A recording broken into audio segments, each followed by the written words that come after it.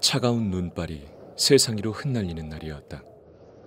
하얀 눈길 위에 15살 정도로 보이는 한 소녀의 발자국과 소녀의 아버지로 보이는 남자의 발자국이 흐릿하게 흔적을 남기고 있었다.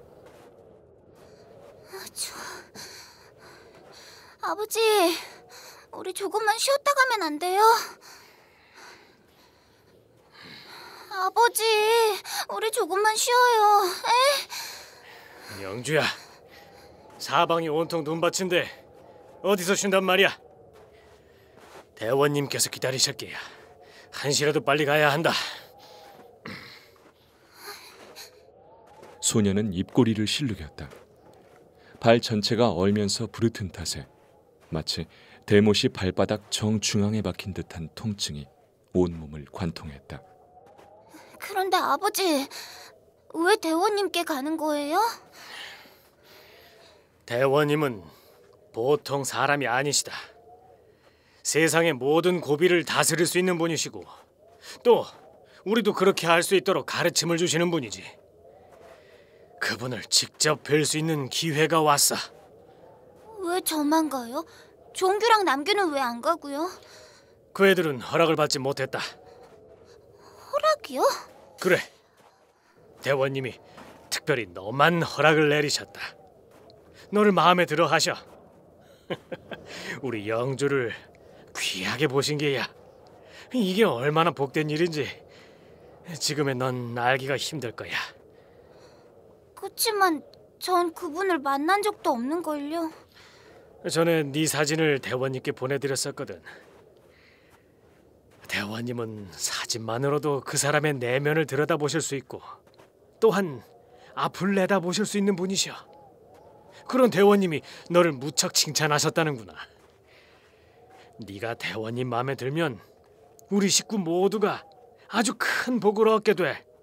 더 이상 우리가 가난하지 않아도 된다. 앞으로 복만 받게 될 거야. 갑자기 소녀의 머릿속에는 심오한 걱정이 들어찼다. 반드시 나쁘다거나 혹은 불안한 기분은 아니었다. 다만 자신이 그 대단하다는 대원님의 눈에 들었다는 사실이 왠지 부담으로 와닿았다.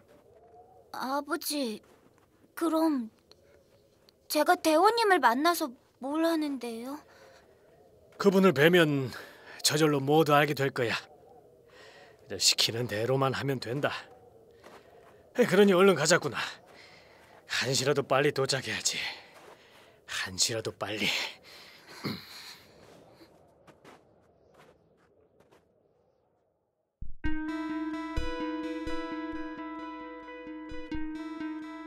사건 치미교 1960 1회.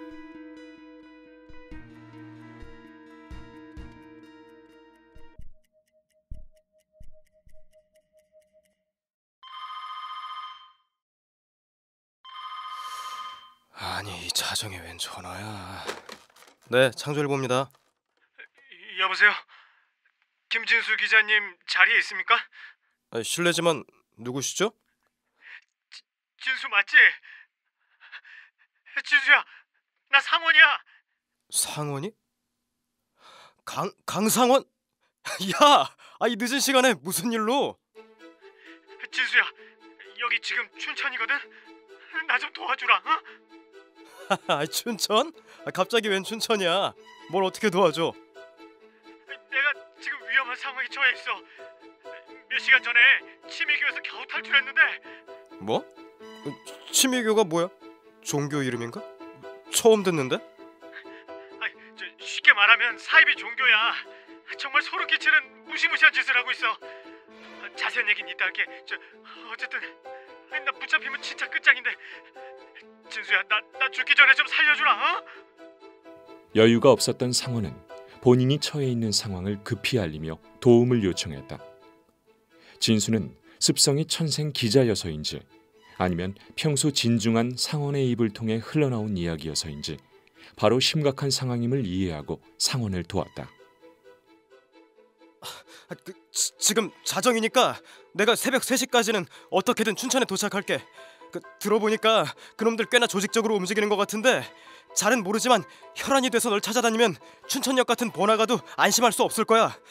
그러니 시내를 좀 벗어나서 외곽으로 돌아다니거나 숨어있는 편이 나을 것 같아.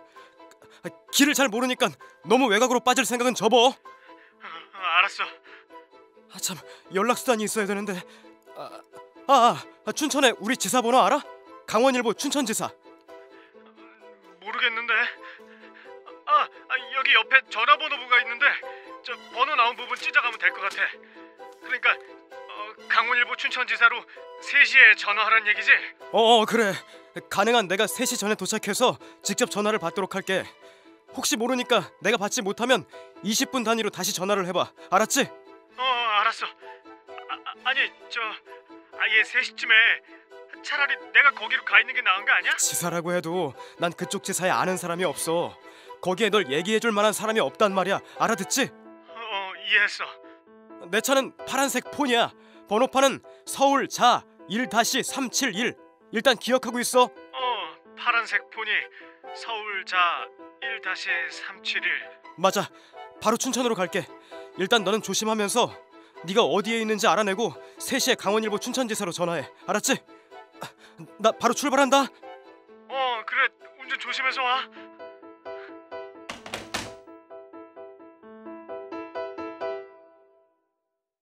일반 교도가 아닌 상원의 도주는 해용과 간부들에게 있어서 뼈가 녹아드는 실책이었다. 그들이 방심을 한 것은 사실이었다. 해용도 간부들도 상원에게 믿음을 가졌던 가장 큰 이유 중 하나가 바로 철곤과 유선의 존재였다. 상원의 아버지인 철곤과 상원의 여동생인 유선은 치미교를 깊이 신봉하는 교도들이었다. 특히나 유선은 치미교의 교주인 해용의 애첩이기도 했다. 그래서 행여 상원이 교단의 뜻을 거스르더라도 가족들이 이곳에 있으니 상원을 움직일 수 있는 가장 확실한 구실이라 여겼던 것이다. 그런데 상원이 혼자서 도주를 한 것이다. 해용의 주름진 이마의 그늘이 더욱더 짙어 보이자 최만규는 고개를 조아리고 있었다.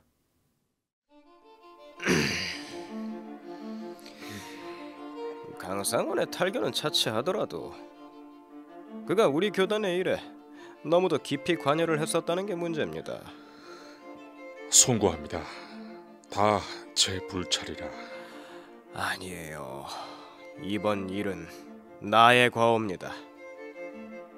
다시 한번 깨달았네요. 우리 치미교로 큰 임무를 맞아들인다는 게 얼마나 힘이 드는 일인지 말입니다. 제 기도와 공부가 아직 부족한 탓인 듯합니다. 아닙니다, 대원님. 강상원 그 야비한 인간이 작정을 하고 계략을 짠 것인데 어찌 대원님의 과오라 하십니까? 다 저의 불찰입니다. 그러니 어떻게 해서든 제가 그놈을 잡아오겠습니다. 반드시. 그 새삼 최 장로님의 충절을 확인하는군요. 대원님께 누를 끼치는 자는 모두 다 제거해버리겠습니다. 고맙습니다. 아마 강상원은 한시라도 빨리 이 춘천을 벗어나려 할 것 같으니 차들도 면밀히 살펴보고 그의 집이 있는 서울 쪽도 잘 살펴보시길 바랍니다. 예, 대원님.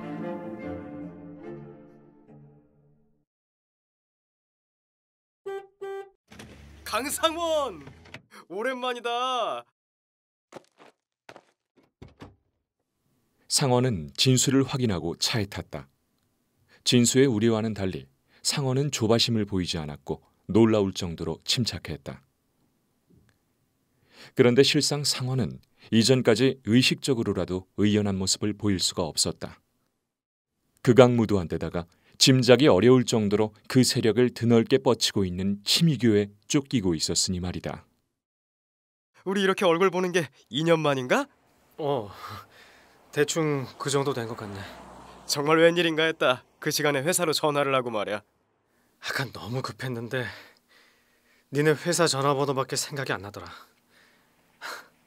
아무튼 진수야 고맙다. 이렇게 곧장 달려와줘서. 아유, 고맙긴 뭘. 우리 사이에. 진수의 차 속에서 상원은 다소 긴장이 풀렸다. 밖에는 진눈깨비가 흩날리고 있었다. 자, 이제 아까 못했던 얘기들을 풀어봐. 이걸 대체 어디서부터 말을 해야 할지. 일단 치미교는 거대한 사이비 종교야. 그냥 사이비 종교라고 하기엔 너무 극악무도한 무리들이고, 뭐 한자로 다스릴 치자에 험준할 미, 가르칠 교자를 쓰는데 고난을 다스리는 법을 가르친다나 뭐라나. 상원은 치미교에 대한 이야기를 하나하나 꺼냈다. 입교하여 깊이 빠진 아버지와 여동생을 빼내려고 했던 것부터 치미교의 음모까지. 진수는 치미교의 내막과 그간의 행적에 관해 들으며 심각해졌다. 잠깐만 정리해보자. 그러니까 치미교가 산 사람들을 잡아다가 세균이나 바이러스 실험을 했고 그 결과물로 탄생한 VPF를 전국에 퍼뜨렸다? 그 공포스러운 VPF가 그놈들 작품이란 말이야? 뭔 소리야 이게. 그게 가능해? 나도 처음엔 어이가 없었어. 지금도 믿기가 힘들어.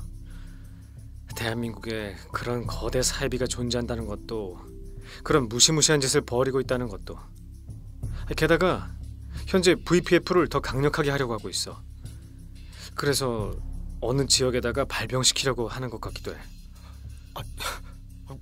완전 미친놈들 집단 아니야? 이건 보통 일이 아니잖아. 그러니까 말이야. 게다가 그 템이란 알지? 당연히 알지. VPF에 유일무이한 치료제를 곽광받고 있잖아. 설마 야 그것도 그놈들이 개발했어? 맞아, 걔네가 한 거. 맞다고? 참나, 뭐 지금 병 주고 약 주는 거야? 근데 템이라는 치료제가 아니야. 예방제도 아니고. 확인 연구도 제대로 안 한 상태에서 시중에 풀어버리더니 그걸로 치미교는 떼돈을 벌고 있지. 증세를 둔화시키긴 하는데 그저 단순 억제제일 뿐이야. 지금 그놈들이 나라 전체를 속이고 있는 거야. 에이씨, 지난달에도 템이란 챙겨 먹었는데. 에이. 진수는 나지막하게 욕지거리를 뱉었다. 한편 상원은 자신으로 인해 아버지와 여동생이 추궁을 당하고 있을지도 모른다는 생각에 가슴이 계속 무겁기만 했다.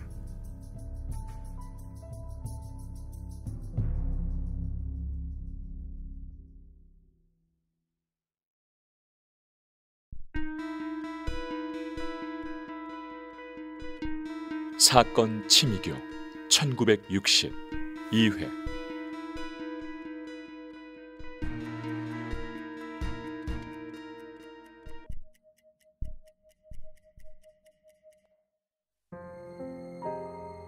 만규는 혜용에게 상원에 대한 보고를 했다.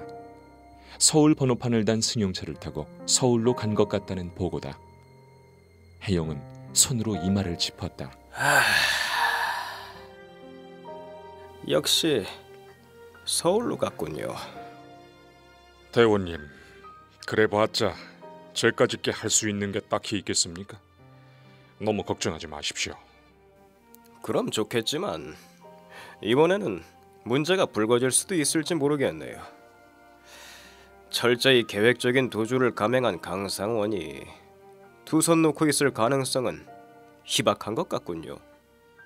그러니 서울에 신경을 집중해 놓고 있으면 신고를 하든 모의를 하든 결국은 수면으로 떠오르는 게 있지 않을까 합니다. 그 자동차 번호판 말인데 예. 면밀히 알아보세요. 현재 우리에게 가장 힘이 실릴 수 있는 단서니까요. 예, 알겠습니다. 제가 이번 일로 심려가 큽니다.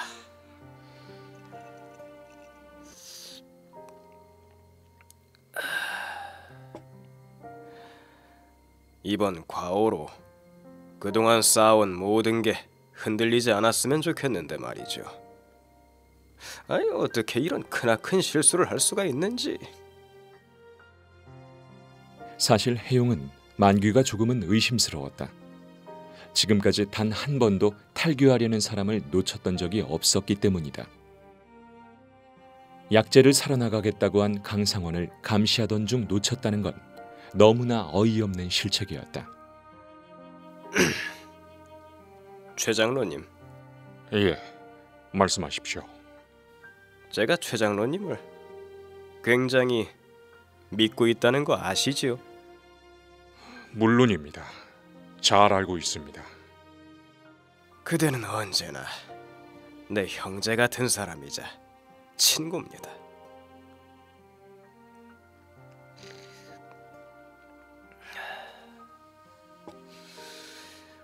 우리가 처음 만났던 그날을 저는 자주 생각합니다.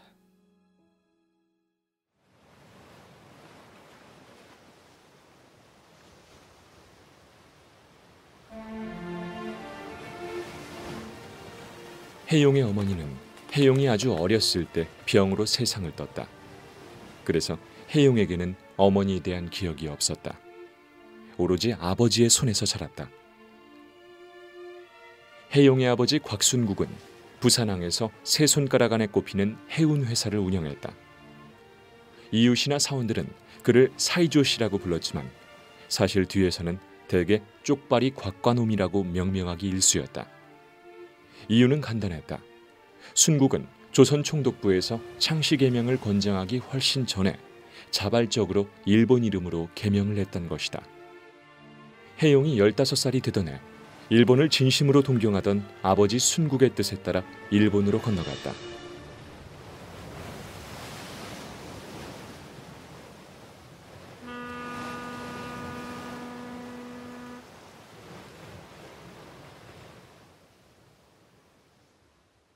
일본으로 간 해용은 야노아가 13특수학교에 입학을 했다. 13특수학교는 일본 제국 육군에서 설립을 했는데 이 학교의 목표는 생화학무기 연구에 요구되는 지식과 기술을 학생에게 주입하고 숙달시키는 것이었다. 상대적으로 저렴한 비용으로 대량 살상이 가능한 무기를 개발하는 연구에 몰두하는 학교였던 것이다. 해용은 6년 만에 13특수학교를 졸업했다. 그리고는 곧장 일본 제국 육군 관동군사나 735 부대의 장교로 임관을 했다. 735 부대는 다른 부대가 개발한 전염병균이나 인체에 치명적인 세균 등을 실전에 배치하고 이를 효율적으로 전술에 활용하는 방법을 연구 또는 훈련하는 부대였다.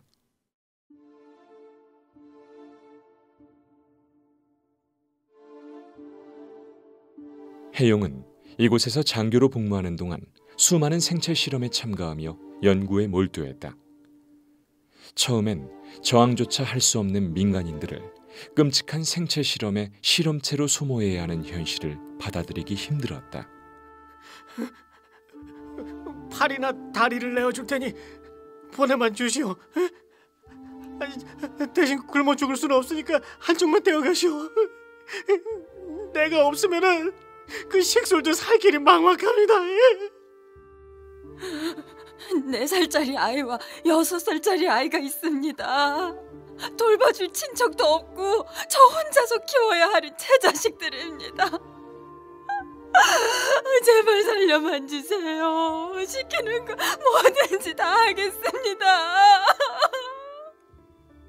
그러나 시간은 해용의 인간성을 차츰 마비시켰다. 언젠가부터 눈앞에 펼쳐지는 끔찍한 장면과 귀로 들리는 비명소리에 무뎌지기 시작한 것이었다. 매일 대하다 보니 사람이 사람으로 보이지 않을 때도 있었고 심지어 소, 돼지만도 못해 보였다.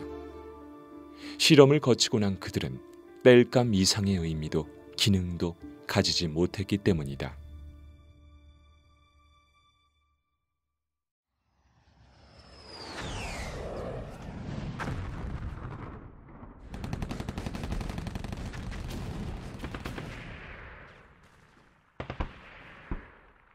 (1945년) 제2차 세계대전의 주범인 일본은 패망이 짙어지자 그전까지 반인류적으로 자행해왔던 연구시설들과 연구자료들을 비밀리에 파기하기 시작했다. 735 부대도 예외가 아니었기에 급작스레 파견된 공병들에 의해 부대 전체가 말끔히 정리가 되었다. 패망한 일본으로서는 국제정세를 의식하지 않을 수가 없었기에 부대 존재 자체를 부정해야 했다. 그렇지만 735 부대의 만행은 전 세계에 적나라하게 드러났다. 당연히 국제전범재판의 회부가 됐고 해용을 비롯한 부대장교 대부분이 2급 전쟁 범죄자로 낙인 찍혔다. 이에 일본 정부는 공식적으로는 735 부대의 존재를 철저히 부정함과 동시에 부대 장교 및 부대원들의 신분을 암암리에 세탁하는 작업을 진행했다. 이 과정에서 그 뿌리가 조선인이었던 해용은 일본 정부로부터 버림을 받게 됐다. 그러던 중 해용은 일본 정부가 자신을 제거하기로 한 것을 직감했다. 여기에 계속 있으면 나까지 제거당할지 모른다. 일단 지금은 사령부를 벗어나자. 사실 벗어나더라도 정부가 계속 나를 쫓을지도 모르는데, 그렇다면 한국으로 돌아가자. 아버지가 지금 본가에 계시니 그쪽에 숨어 있으면 괜찮을 것 같군. 결국 해용은 정부의 추적을 피해 전국을 전전하던 중 한국으로 돌아가기로 결심을 했다. 고국이어서 돌아가는 게 아니었다. 오로지 목숨을 부지하기 위한 것일 뿐이었다.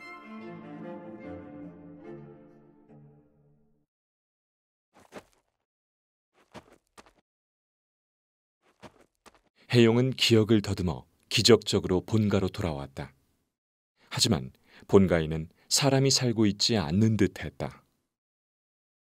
아니, 이게 대체 어찌된 일이지? 아무도 없고 창문은 죄다 깨져 있고, 담벼락에 이 얼룩덜룩한 우물들은 대체 뭐야? 내가 집을 잘못 찾아온 건가? 뒷마당에 일본식 정원 구조가 있는 걸 보면 분명 내가 어릴 때 살던 집이 맞는데. 해용은 멍하니 본가 앞에 서 있었다.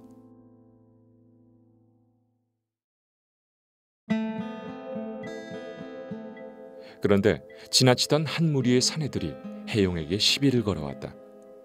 처음 보는 얼굴인데 무슨 볼일이 있느냐는 질문이었다.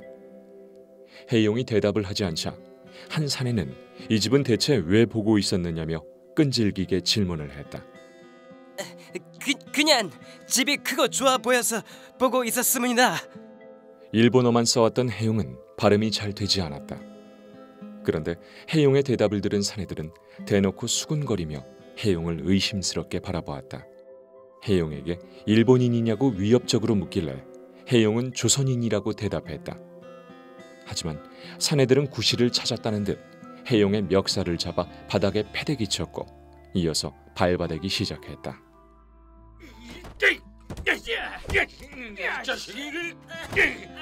빨리 새끼야! 이 자식!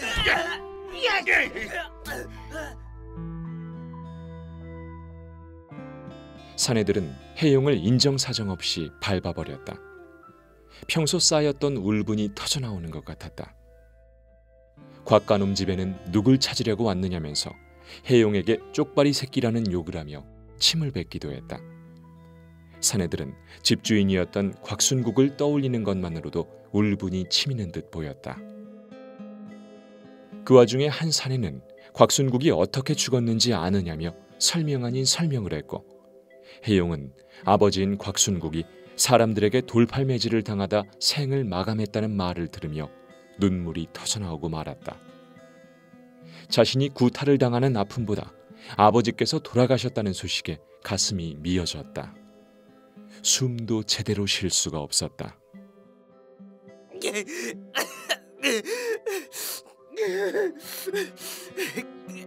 사내들은 멈추지 않았다. 해용은 몽롱해지며 주변의 소리가 잘 들리지 않았다. 이렇게 심하게 구타를 당하는 건 처음이었다. 지금 뭐들 하시는 겁니까? 그만들 하세요. 그만하시라고요. 어디선가 쩌렁쩌렁한 젊은이의 목소리가 들려왔다. 젊은이가 사내들을 말리고 있는 사이 해용은 그대로 정신을 잃어버리고 말았다. 바로 이 젊은이가 지금의 최만규 장로다. 그때 시작된 인연이 지금까지 이어져 큰 일을 함께하고 있는 것이었다. 그때 최 장로님께서 그 사내들을 말리지 않았다면 저는 이 자리에 없었을지도 모르지요. 그대로 맞아 죽어버렸을지도. 고맙습니다. 대원님, 저야말로 그때 그 자리에 없었다면 대원님을 만나 뵙지도 못했을 것이고 하늘나라에 대해서도 전혀 알지 못했을 겁니다. 저야말로 감사드릴 뿐입니다. 앞으로도 우리 잘해봅시다.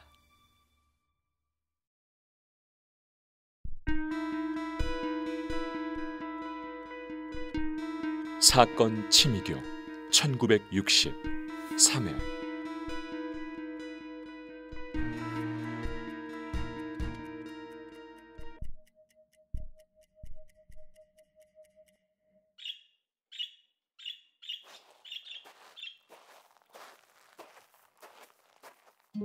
선생님, 사람은 어떻게 살아야 잘 사는 걸까요? 글쎄요. 제가 그런 심오한 이치까지 알리만무하겠지만 뭐 세상 속에서 두루 잘 어울리고 물 흐르듯 유유히 사는 게 가장 잘 사는 이치가 아닐까요? 그 당시 만규는 혜용에게 질문을 했을 때 그의 대답을 들을 때마다 너무나 좋았다. 혜용은 만규가 접하지 못했던 것들을 많이 알고 있었고 만규의 생각과 관점을 넓혀주는 사람이었다. 만규는 그런 혜용을 따르며 섬겼다. 자신의 삶에 들어온 한 줄기 빛이었다. 만규는 그 빛에 깊이 빠져들었다. 한편 혜용은 자신의 신분이 밝혀질 수도 있겠다는 생각에 곽혜용이 아닌 박정철이란 가명을 썼다. 또한 혜용은 일본에서 의학 공부를 하고 온 것으로 밝혀두었다. 주변 사람들이 아플 때마다 의학적 지식을 활용하여 조언을 해주었고 직접 진찰하여 약을 만들어주기도 했다. 그로 인해 혜용의 평판은 점점 좋아졌다.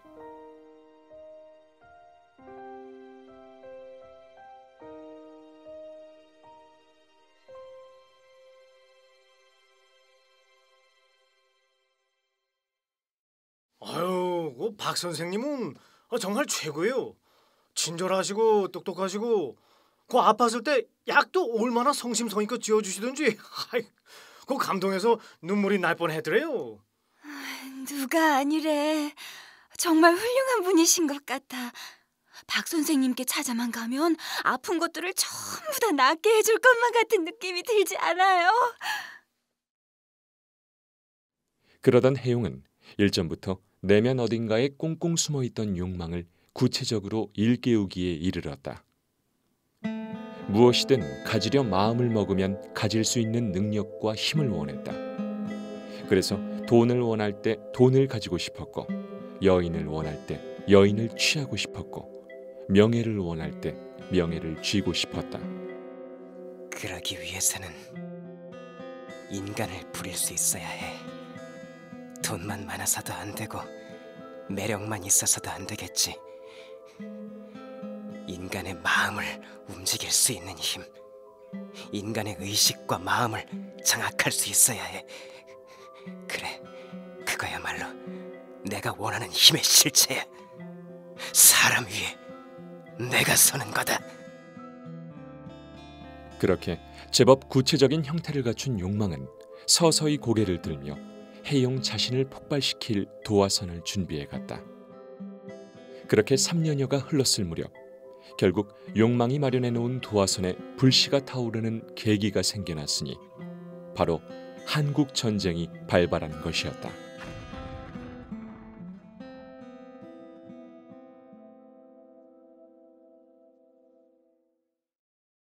대한민국 국민은 1945년 8월 15일 광복의 기쁨을 만끽해 보기도 전에 1950년 6월 25일 강대국들에 의해 나라가 둘로 쪼개지는 민족 상잔의 비극을 겪어야 했다.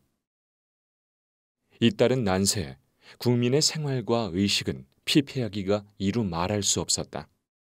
국민들은 그 어느 때보다 간절히 안식을 열망하게 됐다. 적지 않은 이들이 끝이 보이지 않는 고된 현실로 인해 눈이 멀고 흐트러지기가 일쑤였다. 바로 그 시기에 해용은 그러한 사람들을 대상으로 인간 심리를 파고드는 이론의 정립을 실천에 옮기기로 마음먹었다. 세상을 실질적으로 움직이는 원초적인 힘은 식량도 돈도 아닙니다. 그럼 무엇입니까? 바로 종교와 군대입니다.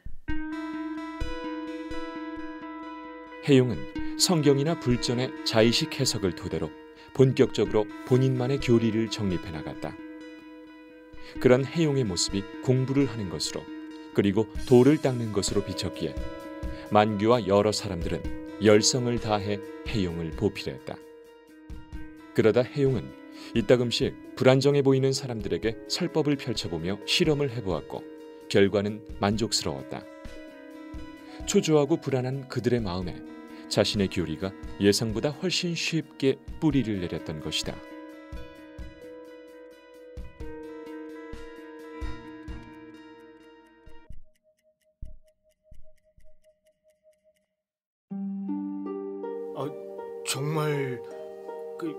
정말로 하늘나라가 있다는 말씀이십니까? 물론입니다. 하늘나라는 나 자신이 영원한 곳입니다. 고로 덕을 쌓고 올라가면 한없는 평안을 맞을 것이고, 그렇지 못하다면 끝없는 고통이 기다릴 것입니다. 그 극명함이란 감히 짐작도 어렵지요. 그럼 그 덕을 쌓으려면은 어떻게 해야 하는 겁니까? 덕을 쌓으려면 유유한 생을 살아야 합니다. 즉 일생 동안 맞이하는 고비들을 잘 다스려 유하게 흘려보내야 한다는 겁니다. 덕을 쌓으면 나의 후손들이 생을 잇는 동안 힘든 고비를 덜 맞이하게 될 것입니다. 그러니까 그 선생님의 설법대로만 행하면은 덕을 쌓을 수 있다는 말씀이시죠? 맞습니다. 물론입니다. 선생님, 그 선생님을 따르겠습니다. 그러니 제게 가르침을 주십시오. 고비를 다스리는 법을 알려주십시오. 그리하지요.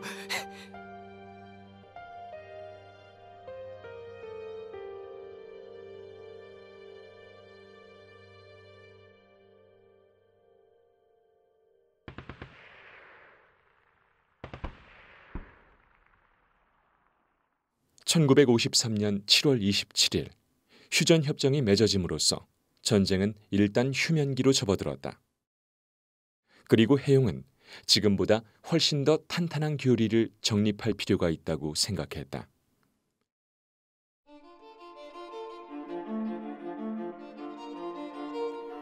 그로부터 약 3년 후 그는 강원도 춘천 동래면에 치미교를 개창하고 본격적으로 포교 활동을 시작했다. 가장 먼저 포교의 대상으로 삼은 이들은 피난민들이었다. 전쟁 직후라 얼마나 힘이 드시겠습니까? 저는 그대들 모두를 헤아리겠습니다. 이제 더 이상 힘들지 않아도 됩니다. 우선 안정이 되기까지 재산의 3할만 바치어도 치미교로 받아들이겠습니다. 열정이 남달랐던 만규 역시 해용이 정립한 치미교의 교리를 공부하며 전파했다. 그 덕에 전과 비교할 수 없는 품위가 깃들게 되었다. 해용은 만규를 전국적으로 돌아다니게 하여 자신의 말을 전하도록 했다.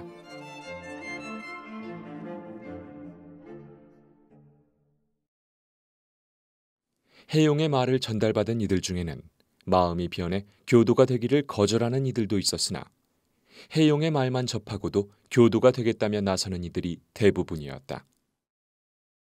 불안함이 가득했던 시기, 한 명 한 명을 따뜻하게 격려해주고 위로해주는 듯한 해용의 말은 사람들에게 편안함과 안정감을 찾아주고 있었다. 사람들은 갈수록 치미교에 깊이 빠져들었다. 뭐? 아버지가 광주 집을 정리하시고 춘천으로 가시겠다고? 대체 왜? 치미교? 처음 듣는 종교인데 뭐, 제대로 된 교단이야? 아니, 아버지께서 갑자기 거길 왜 입교하신다는 거야? 유선님 뭐래? 뭐? 유선이가 연락이 안 돼? 아, 요즘 대학교 방학 기간 아니야? 아니 뭐야? 아, 대체 집에 무슨 일이 벌어지고 있는 거야 이거? 일단 알았어. 내가 한번 아버지를 직접 뵙고 말씀드려볼게. 그래, 끊어.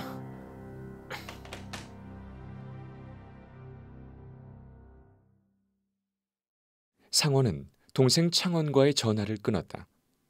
본가의 사정을 전해들은 상원은 뭔가 집안에 범상치 않은 기운이 감돌고 있음을 느꼈다. 상원의 부친인 강철구는 경기도 가평 일대 논 120마지기, 밭 100마지기를 소유하고 있는 대지주로서 한때는 60명에 가까운 소작농을 거느리기도 했다. 상원의 조부는 삼남이었기에 증조부가 소유한 것들 중 세 번째로 널찍한 논과 밭을 물려받았는데 상원의 아버지 철고는 장남이었으므로 고스란히 그것들을 물려받은 상태였다. 일제강점기와 한국전쟁을 거치는 동안 소유 권리를 잃을 뻔한 적도 있었지만 조부와 철고는 부단한 노력 끝에 그러한 우여곡절들을 이겨냈다. 부농의 자식으로 태어난 상원은 남들에 비해 비교적 순탄한 유년기와 청소년기를 거친 뒤 뜻을 두고 있던 한약대에 입학을 했다. 그때부터 쭉 서울에서 생활했고 약국을 차려 자리를 잡았다. 교제하던 여자와 결혼도 했고 지금은 아들도 있었다. 그동안 본가가 있는 광주의 일은 동생 창원이 맡고 있었다. 사실 상원의 어머니이자 철곤의 아내는 유선이 10살 때 유방암으로 세상을 떠났다. 그래서 철곤은 더 외롭고 힘들었을지도 모른다.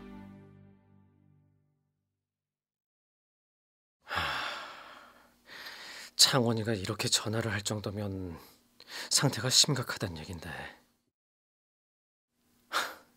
아버지께서 많이 외로우신가? 이번 주말에 한번 찾아뵈야 되겠다.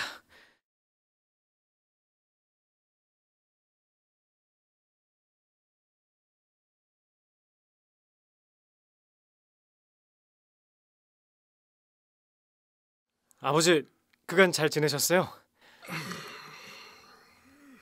네가 갑자기 무슨 일이냐? 우선 절부터 받으세요. 상원은 철곤과의 대면이 짐작했던 것 이상으로 어색하기 그지없다. 상원이 이처럼 안절부절 못하는 데에는 연유가 있었다. 일이 바쁘다는 이유로 장남임에도 긴 시간 동안 어머니가 계시지 않는 아버지를 찾아뵙지 않은 데서 오는 자괴감 때문이었다. 창원이 아버지 가까이에 기거하고 있다는 일종의 안일함에 기대고 있었기도 했다. 그런데 아버지 무슨 교단에 들어가신다면서요? 재산도 다 정리하신다고 들었는데요. 정말 거기에 다 갖다 바칠 생각이세요? 그럴 생각이다. 아니, 도대체 뭐 하는 곳인데 재산을 몽땅 바치신다는 겁니까? 방금 관할청에 다녀왔다. 주소를 옮기게 됐으니 집은 이미 임자가 나타났고. 아니, 그러니까 거기가 뭐 하는 교단이냐고요. 창원이한테도 말하지 않으셨다면서요. 아니, 세상에 전 재산을 바치라는 종교가 그게 어디 정상인 종교예요? 예? 어디서 그딴 소리를 입에 올리는 게? 어디서 큰 소리야? 죄송해요. 치미교라고 있다. 덕을 쌓는 걸 으뜸으로 여기는, 널리 알려지진 않았지만은 어느 교단보다 순수하면서 신성한 교단이야. 치미교라고요? 처음 듣는데요. 그 정말로 정상적인 교단이 맞는 거예요? 물론이지.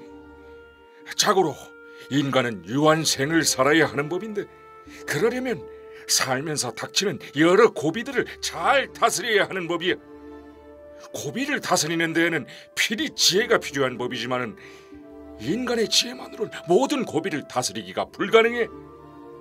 천재지변은 말할 것도 없고 몸이 얻는 병도 그리고 마음이 얻는 병만 해도 그렇지.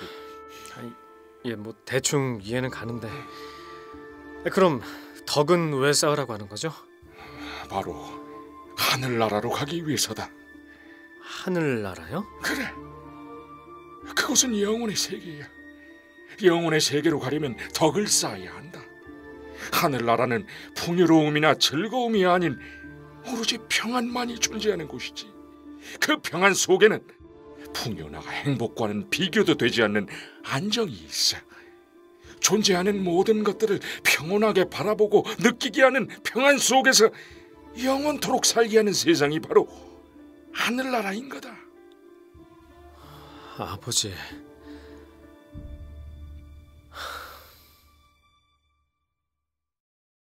느닷없이 교리 정신을 늘어놓고 있는 철곤이었다. 무엇보다 마음에 걸리는 건 철곤이 하는 이야기는 전해 들은 이야기가 아닌 마치 본인의 의식을 여과 없이 쏟아내고 있는 듯한 인상이 강하다는 점이었다. 상원은 철곤이 세뇌당했다는 판단을 했다. 거기 교주는 누굽니까? 그분은 하늘나라에서 오신 분이신데 우린 그분을 대원님이라고 부른다. 대원님은 인간에게 하여금 덕을 쌓는 법을 가르치시고 또 인간의 몸과 마음의 병을 다스릴 수 있는 신통력을 지닌 분이시야. 하늘나라에서 오신 분이요? 뭐 신통력이라고요? 상원은 이 대목에서 확실히 불길한 조짐을 감지했다. 절대적인 존재로 추앙받는 교주가 존재하는 걸 보니 세뇌당하신 게 분명하군. 언제나 강한 분이고 듬직한 분이라고만 여겼는데 내 책임도 커. 좀 더 자주 찾아뵙고 신경을 썼어야 했는데 내가 너무 안일한 마음이었구나. 어떻게 해야 아버지 마음을 돌릴 수 있을까? 문득 상원은 막내 동생 유선이가 떠올랐다. 불길한 느낌이 들었다.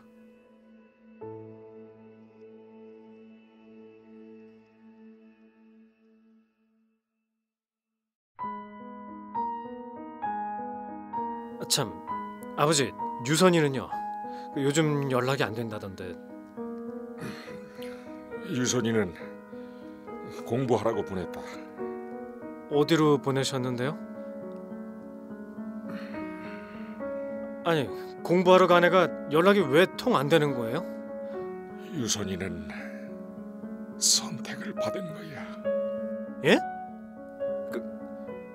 그게 무슨 말이에요, 아버지? 아니, 설마 유선이 어디 있어요? 유선이 지금 어디 있냐고요? 유선이가 비범한 아이인 줄은 얼마 전에 처음 알았다.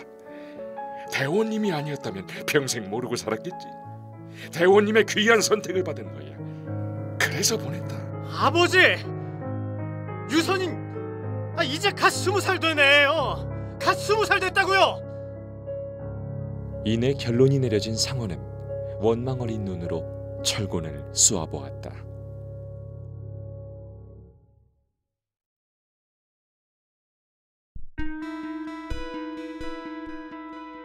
사건 치미교 1960 4회.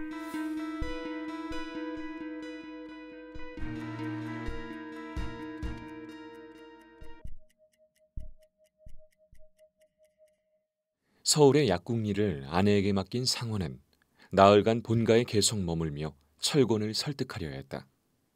하지만 뜻대로 되지 않았다. 상원이 화를 내며 윽박질러 보기도 했다. 그래도 철곤은 완강하게 자신의 뜻만 고집했다. 아버지, 제발.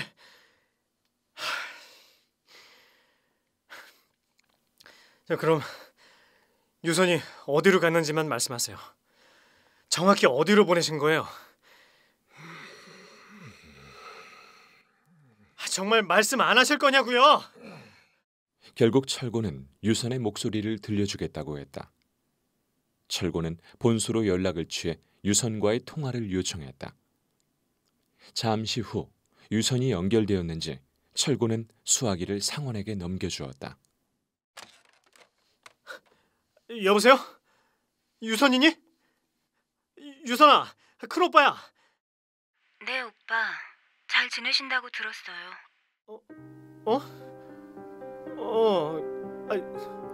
유선이 맞지? 네, 오빠. 저 맞아요.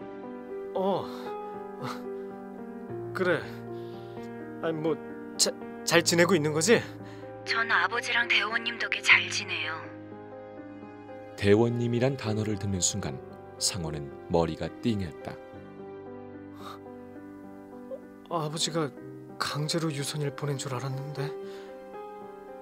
아니, 대원님이라니. 어째서 유선이마저 세뇌가 돼 있는 거지? 어째서? 오빠, 걱정 마세요. 대원님께서 절 많이 사랑해주고 계시거든요. 유선아, 널 한번 봐야겠다. 번거롭게 그러지 마세요. 번거롭다니. 전혀 번거롭지 않아. 아버지도 곧 여기로 오실 예정이니 이제 아무 걱정 마세요. 유선아, 그래도 걱정이 되는구나. 거기가 어딘지 말해주기만 하면은. 걱정 마시라니까요. 어차피 여긴 선택받은 자만 올 수 있어요. 오빠가 뭘 몰라서 걱정하는 것 같은데 나중에 알게 될 거예요. 아버지와 저의 선택이 옳았다는 걸 말이에요. 유선아. 대원님이 절 찾으시네요. 이만 끊을게요. 그럼 잘 지내요, 오빠. 유선아, 잠깐만. 유선아. 유선아. 서울로 돌아간 상원은 지속적으로 본가로 전화를 해서 철곤을 회유하려 노력한다.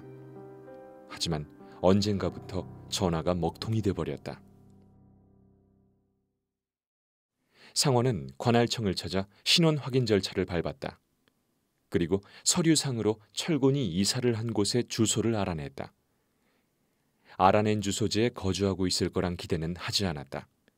그렇다고 해도 주소로 찾아가 아버지의 흔적들을 쫓아가다 보면 소식이라도 접할 수 있으리라 생각을 해봤다. 주소지를 획득한 상원은 곧장 춘천으로 향했다. 닷새 정도는 약국을 비울 참으로 단단히 준비를 하고 왔기 때문에 크게 걸리는 건 없었다. 춘천시 효자 1동 483-17번지. 여기가 맞는데. 허름하기 짝이 없는 기회십이군. 그래도 먼지가 없는 걸 보니까 최근까지 누군가 머물렀던 것 같긴 한데. 아버지가 이 집에 오셨던 건가? 상원이 이런저런 생각을 하는 사이 한 할머니가 상원에게 말을 걸었다. 며칠 전에 새로 이사를 왔던 영감님을 아느냐는 질문이었다. 상원은 그 사람의 이름이 강철군인지를 물었고 할머니는 고개를 끄덕였다. 아, 저희 아버지세요. 그런데 어디 나가셨나 봐요? 집에 안 계시네요. 할머니는 그 노인이 바로 어제 짐을 싸들고 나섰다고 했다. 게다가 순경 2명과 함께 갔다는 것이다. 할머니는 아들이 왜 그런 것도 모르냐면서 진짜 아들이 맞는지 의아해했다. 죄송합니다. 먹고 사는 게 바쁘다 보니. 어르신, 혹시 치미교라고 들어보셨습니까? 할머니는 처음 듣는다며 고개를 저었다. 그러고는 상원에게 흥미가 떨어졌는지 대강 인사를 하고는 발길을 돌렸다. 상원은 생각과 심정이 한층 더 꼬였다. 교단이 경찰과도 결탁이 되어 있는 것인가? 아니면 그보다는 확률이 조금 낮다고 여겨지지만 중간에 일이 틀어져서 경찰이 철곤을 보호하고 있는 건 아닐까 내심 기대하게 되었다. 상원은 기와집 구석구석을 살펴보았다. 찬찬히 살펴보면 혹시나 행방의 실마리를 발견할 수 있지 않을까 하는 기대감 때문이었다. 그러나 아궁이 안까지 샅샅이 뒤져봤음에도 단서가 될 만한 무엇도 찾지 못했다. 상원은 밤늦게까지 집을 지키다 근처 여인숙을 잡았다. 그리고 다음 날 이른 아침부터 효자 일동과 관할청 등지를 돌며 단서를 찾으려 애썼다. 하지만 안타깝게도 별다른 소득을 얻지 못했다.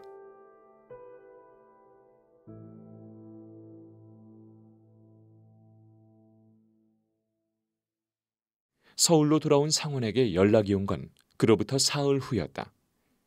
약국에서 일하고 있는데 한참 전화벨이 울렸다.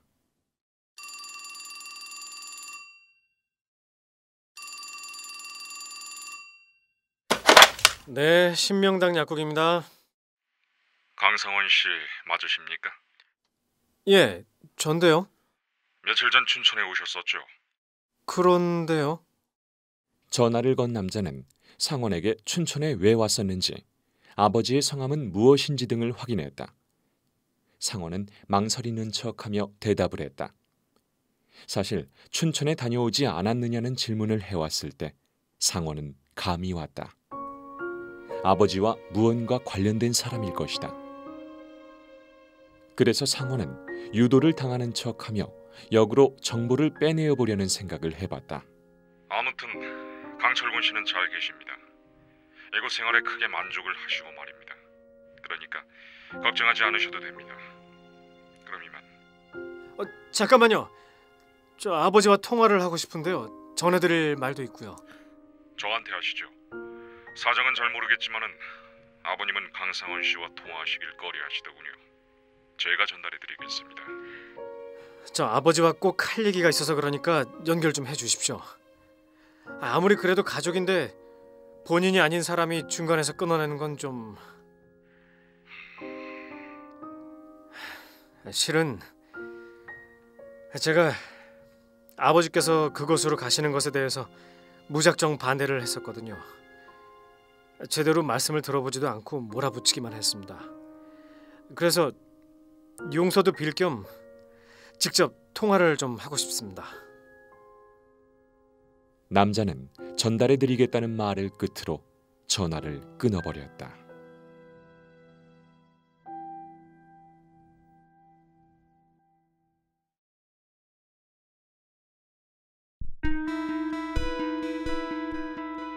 사건 치미교 1965회.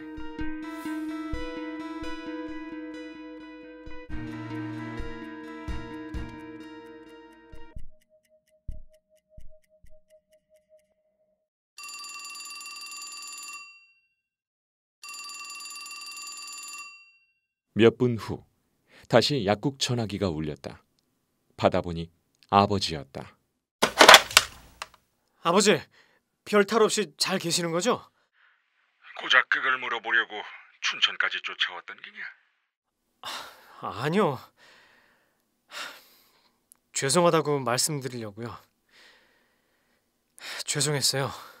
상원아, 예, 아버지. 내가 나 혼자 잘 되려고 이곳으로 돌아온 게 아니라는 건 알아줬으면 좋겠다. 결국엔 우리 가족들의 무탈을 빌기 위해 이곳으로 돌아와 기도도 드리고 또 공부도 하고 있다는 걸 말이야. 네, 이제는 알 것 같아요. 상원은 철군의 심정만큼은 진심임을 알았기에 아버지에게 무신경했던 지난날의 자신이 새삼 후회스러웠다. 동시에 가족을 위한 아버지의 순수한 마음을 교묘히 이용해 재산을 강탈하고 동생의 순정까지 앗아간 치미교의 교주를 증오했다. 하지만 아직은 이빨을 드러내서는 안 된다. 지금은 증오심을 드러낸들 철곤과 유선을 치미교에서 빼내올 방도가 없었다. 물론 경찰에 신고도 했다. 진즉 창원이 치미교에 대한 수사를 의뢰해봤으나 소용이 없었다. 경찰 측은 수사를 해봤지만 문제가 없는 교단이란 통보를 해왔다. 그러니 직접 나서서 움직이는 수밖에 없었다.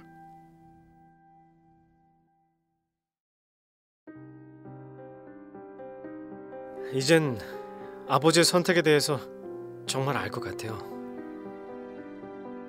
그래서 말인데요, 아버지, 저도 가르침을 받고 싶어요. 뭐? 네가 말이냐? 이렇게 갑자기? 왜요? 뭐 전 자격이 안 되는 겁니까? 글쎄다. 대원님께 말씀도 올리고 이야기를 좀 나눠봐야겠구나. 네, 그럼 허락이 떨어지는 대로 다시 연락 주십시오. 꼭이요. 그래, 알았다. 나중에 연락을 하마. 끊는다. 참, 아버지, 뭐냐? 연락처 좀 가르쳐 주시면 안 돼요? 창원이가 아버지 안부를 얼마나 걱정하는지 몰라요. 그건 곤란해. 여긴 딱히 전화가 필요 없는 곳이라 기도당에 있는 전화기를 공동으로 사용하고 있단다. 내가 한 번씩 너한테 기별을 넣을 테니까 네가 전화는 식으로 하자꾸나. 그럼 정말 끊는다. 예, 알았어요, 아버지. 기다릴게요.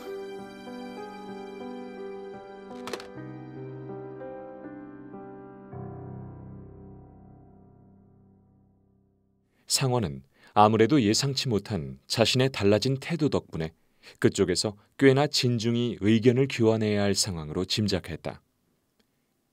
결심이 확고해진 상원은 구상했던 계획을 구체적이고 치밀하게 다듬기로 했다. 곧 상원은 동생 창원에게 전화로 자신의 계획을 말했다. 우선은 신도가 될 계획이야. 입교하는 척 내부로 직접 들어가서 아버지랑 유선이 반드시 데리고 나오겠어. 아버지한테는 슬쩍 입교하고 싶다고 말은 해뒀는데 뭐 입교가 될지 안 될지 모르겠지만 어쨌든 수단 방법 가리지 않고 입교할 생각이야.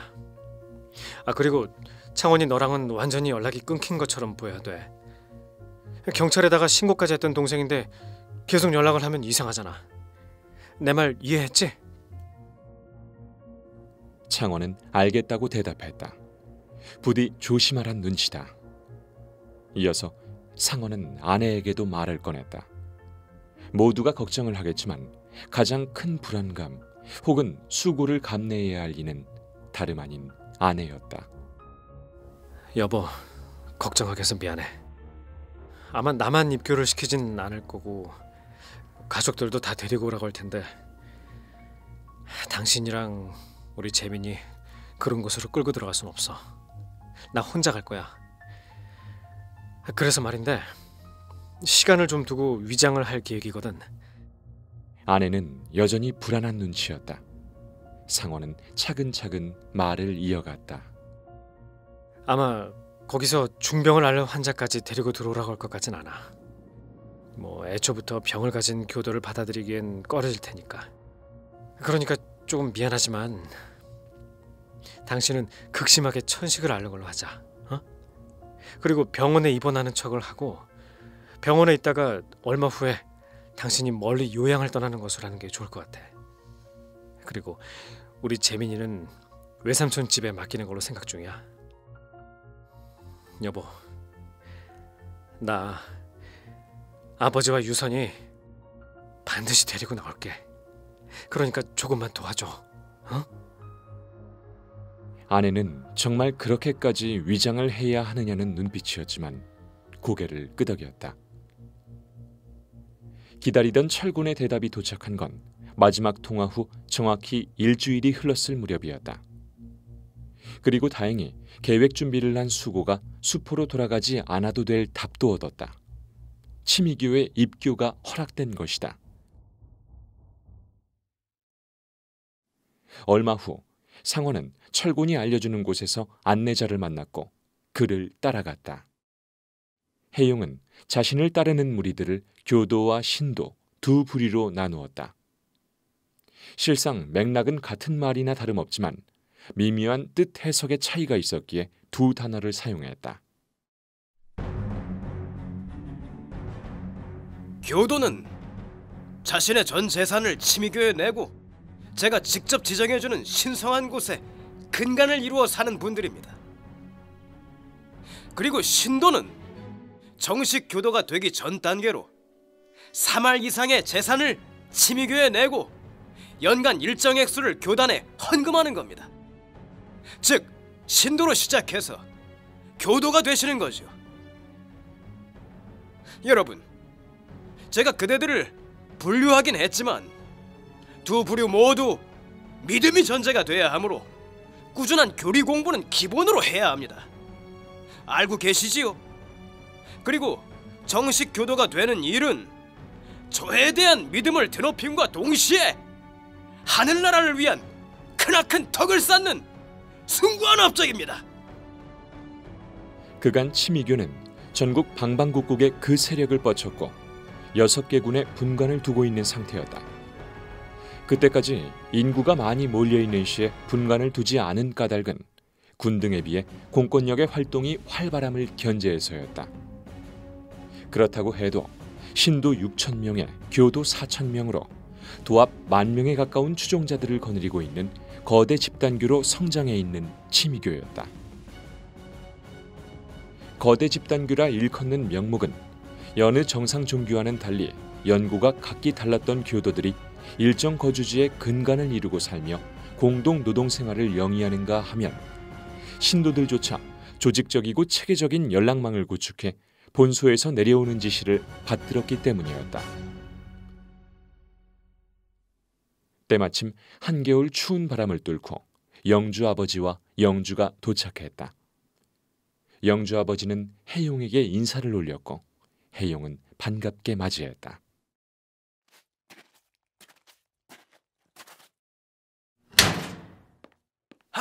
이게 얼마만입니까? 그간 잘 지내셨지요? 이 추운 겨울날 먼 길 오시느라 정말 고생 많으셨습니다. 오, 네가 영주구나.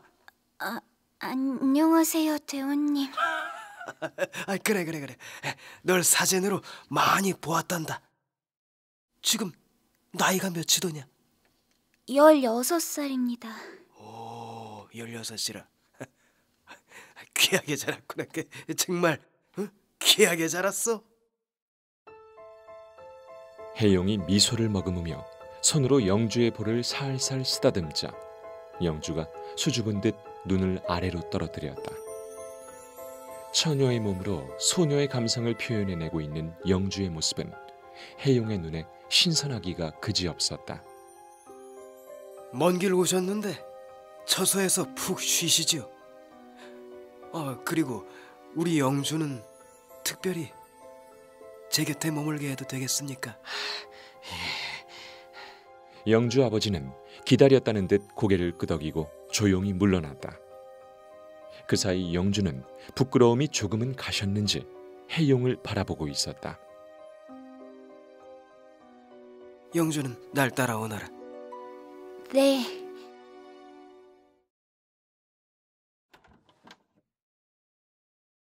해용이 찾은 처소는 본관에 마련된 은밀한 방이었다.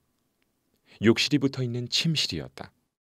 주로 해용의 욕정을 해소하는 장소로 애용된 이 방은 수많은 여자들을 데려왔던 방으로 현재 해용의 첩은 무려 14명이었다. 영주야, 오늘은 이곳에서 나와 함께 있을 것이다. 네, 대원님. 아버지에게 들었겠지만 넌 정말 특별한 아이다. 선택받은 아이지. 너로 인해 너희 가족들이 큰 복을 받을 게야. 그러니 이제부터 내가 시키는 대로 해보겠느냐? 네, 대원님. 옷을 모두 벗거라. 네? 옷을 모두 벗도록 하여라. 네가 고귀하다는 것을 나에게 보여다오. 해용의 말에 잠깐 망설이던 영주는 결심한 듯 걸치고 있는 것들을 하나하나 바닥으로 추락시켰다.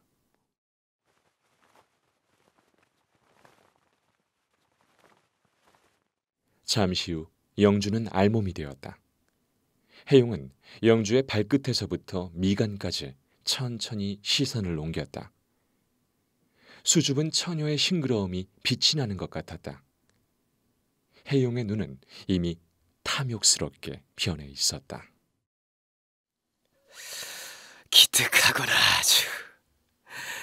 넌 정말 고귀한 아이가 맞는 것 같구나.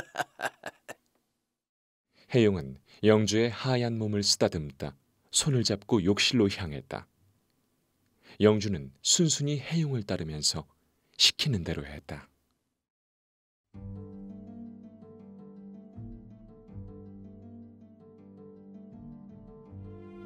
해용의 특별 지시로 영주 아버지는 특별 간부 중 한 사람이 된다.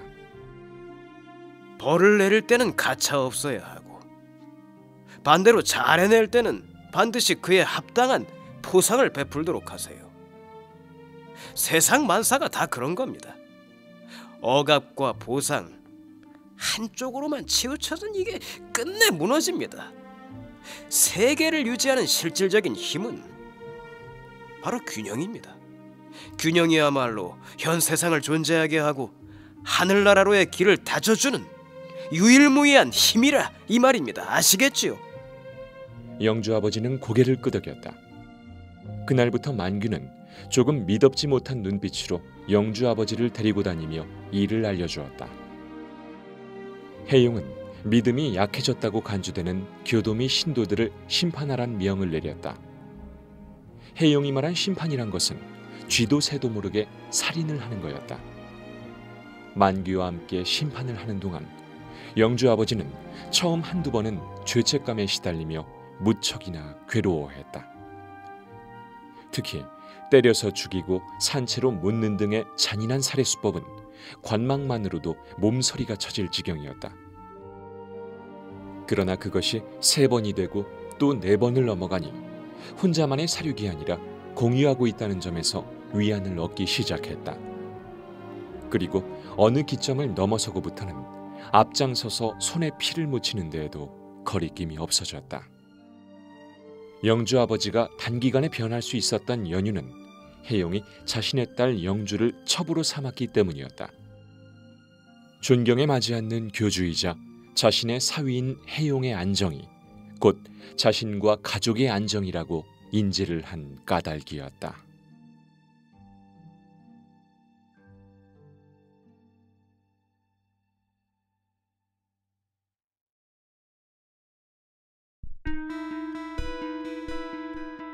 사건 치미교 1960 6회.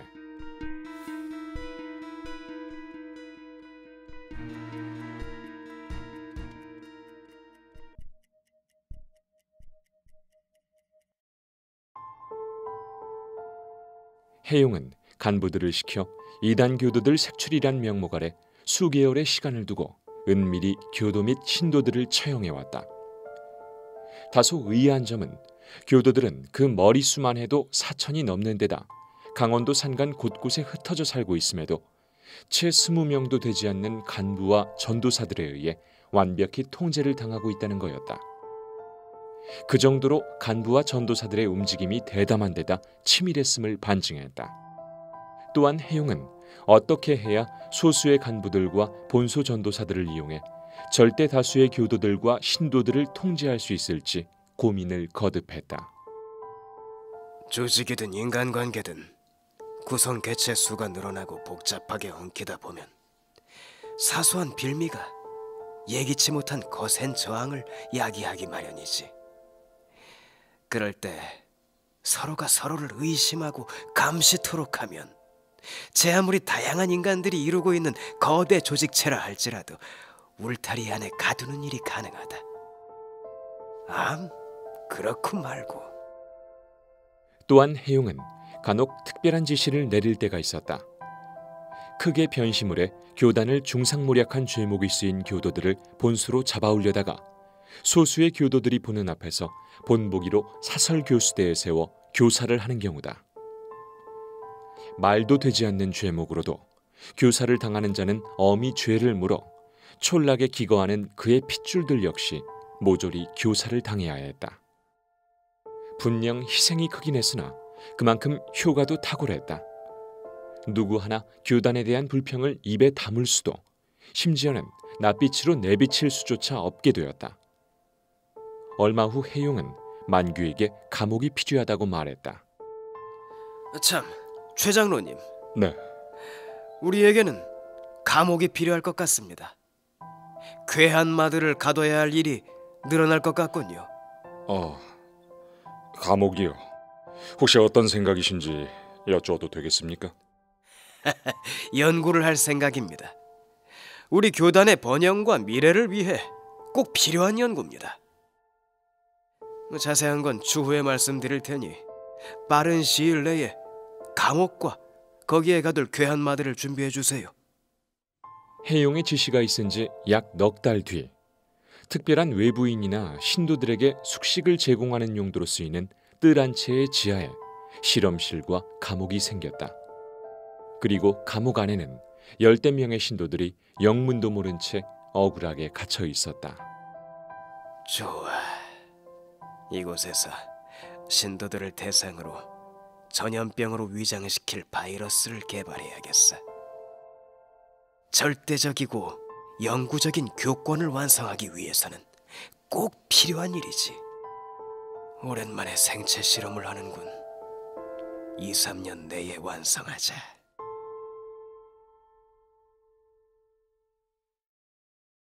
신도에서 교도로의 전향 의사를 밝힌 상원은 전 재산을 내놓는 척을 하기 위해 부동산에 신명당 약국과 집을 매물로 내놓았다.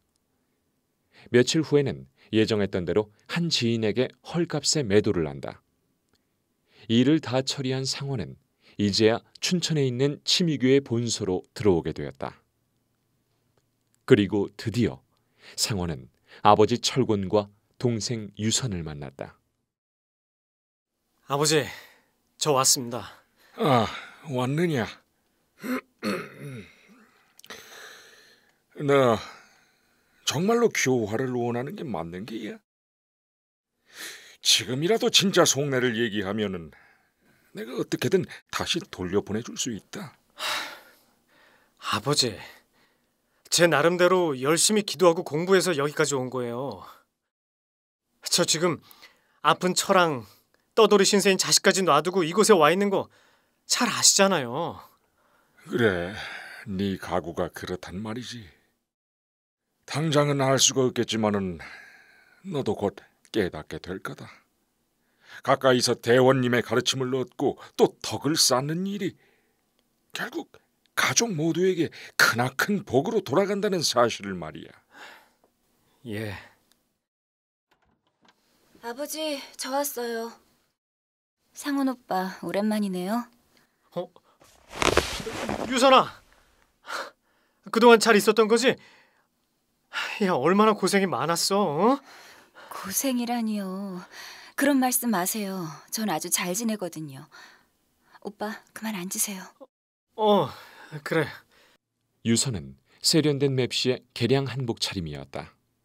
또한 다소 짙은 화장을 하고 있었다.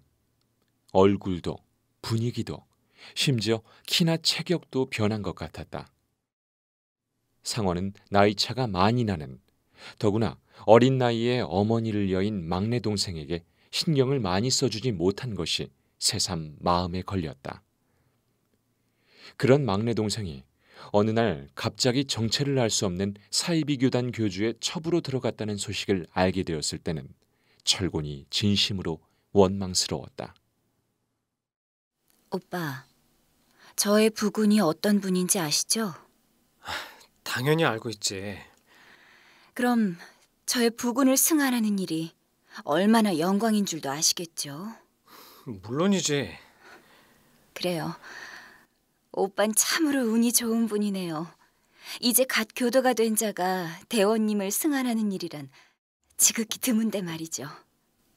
그게 무슨 말이야? 대원님이 오빠를 궁금해하세요. 오빠를 보고 싶어 하신다고요. 뭐? 이렇게나 빨리? 그게 정말이야? 대원님께서 승환을 허락해 주셨어? 네, 대원님께서는 사람 보는 눈이 깊으시거든요. 곧 부름이 있으실 거예요. 그러니 지금부터 제가 하는 말을 깊이 새겨 들으셔야 해요. 그래, 말해보려구나. 우선 처음 대원님을 승환할 시에는 이 뜰 한 채에서 닷새 동안 근신을 해야 해요. 그래, 알았어. 다음으로는 대원님과 말씀을 나눌 때 주의사항이에요. 첫째, 대원님이 여쭈어보는 것에만 대답을 하세요. 둘째, 대원님을 마주한 자리에서는 모든 말을 진실되게 해야만 해요.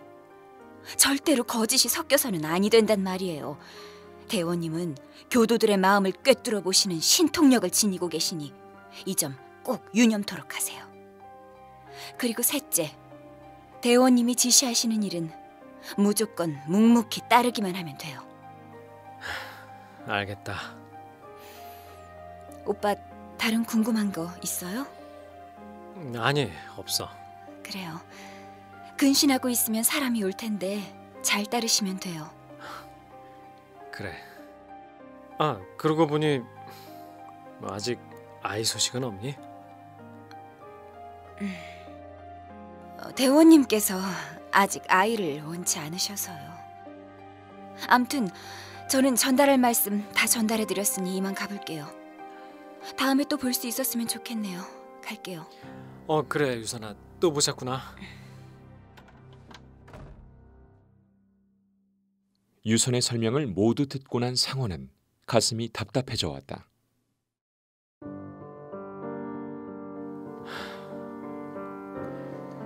아직 아이가 없다니 그나마 다행이야. 혈육이 존재하면 연을 온전히 끊어내기가 쉽지 않을 테니까.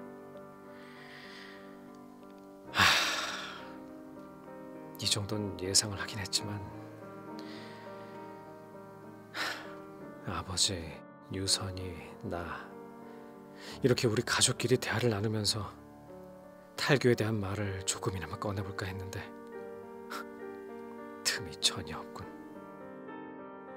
이래서야 어찌 둘을 데리고 나가나.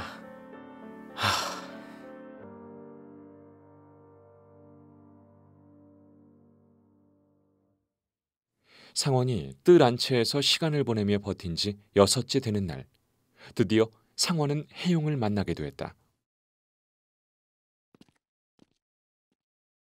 처음 뵙겠습니다. 대원님, 강상원이라고 합니다. 말씀 많이 들었습니다. 반갑습니다. 미소를 띠며 인사를 건네는 해용은 사이비 종교의 교주라기보다는 자수성가한 대기업의 사장 느낌이었다. 대원님, 절부터 받으십시오. 아유, 너무 어려워 마세요. 나한테는 손이처남이지 않습니까? 아닙니다. 대원님과의 사이에서 어찌 속세의 관행을. 일단 앉으시지요. 상원은 해용으로부터 전해지는 정체 모를 위압감으로 인해 호흡이 딸리기도 했다. 온몸이 떨렸다. 조금이라도 실수하면 큰일이 날 것 같았다. 강상원 교도님의 아내분께서 많이 편찮으시다고 들었습니다. 그래서 이 교단에 들어오실 생각을 했다고요? 예, 아내 천식이 심각한 데다 합병증 때문에 가능하다면 대원님께 한번 보이고 싶었습니다. 소식은 닿고 있습니까? 실은 이쪽으로 오기 전에 소식이 완전히 끊겨서 생사도 구분을 못하고 있는 실정이었습니다. 저런, 한번 데리고 오면 좋을 텐데요.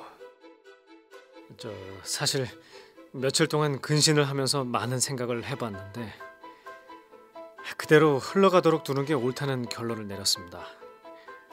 아내의 뜻이 아닌 제 욕심으로 대원님을 뵙게 한다는 게 마음에 걸렸습니다. 그건 아내에게도 대원님께도 결국은 누를 끼치는 일이라는 생각에. 상원은 진심을 다하여 연기를 하고 있었다. 상원의 말을 들은 해용의 얼굴에는 미세한 변화가 일었다. 과연 생각이 깊은 분이군요. 그 사람이 정말로 대원님과 인연이 있다면은 언젠가는 어떤 식으로든 대원님께 당도할 거라 믿습니다. 맞습니다. 그렇겠지요. 제가 사람 보는 눈이 좀 좋습니다. 그래서 말인데 우리가 3년간 준비하고 있는 아주 중요한 일에 교도님이 함께하면 참 좋을 것 같네요. 마침 의학 전공이시니 딱이군요. 그렇게 말씀해 주시니 영광입니다. 교단을 위해서라면은 무엇이든 명하시는 대로 행하겠습니다. 해용은 상원의 대답에 매우 흡족해하는 안색을 띠었다. 상원도 자신이 해용의 신뢰를 얻었다는 생각에 자신감을 얻었다.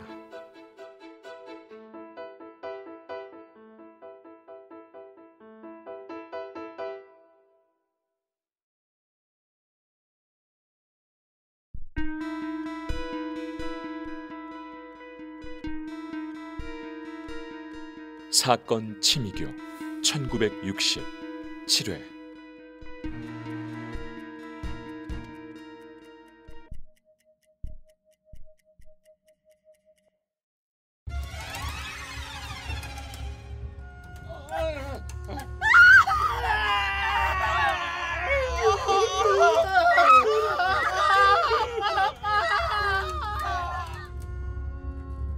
해용이 3년간 실행하고 있던 생체 실험은 잔인하고 무자비하단 말론 표현이 되지 않을 만큼 지옥을 옮겨놓은 그 자체였다.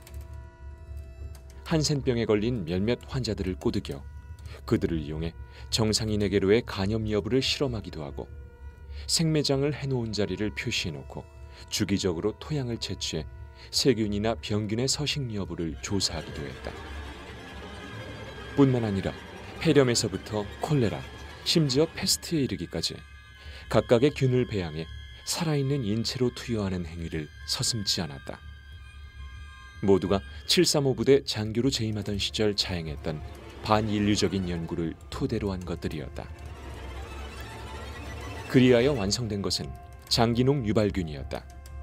이때쯤 상원이 교도로 들어온 것이었다.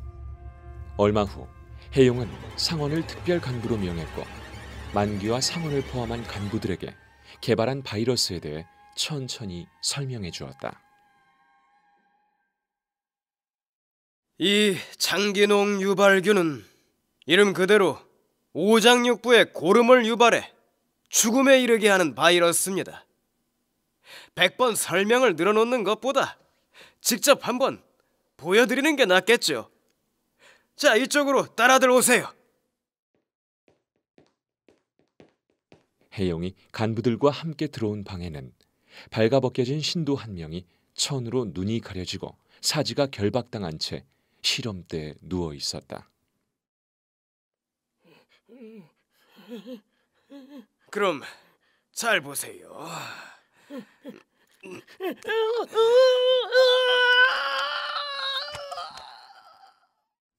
메스는 사정없이 교도의 배위를 지났다.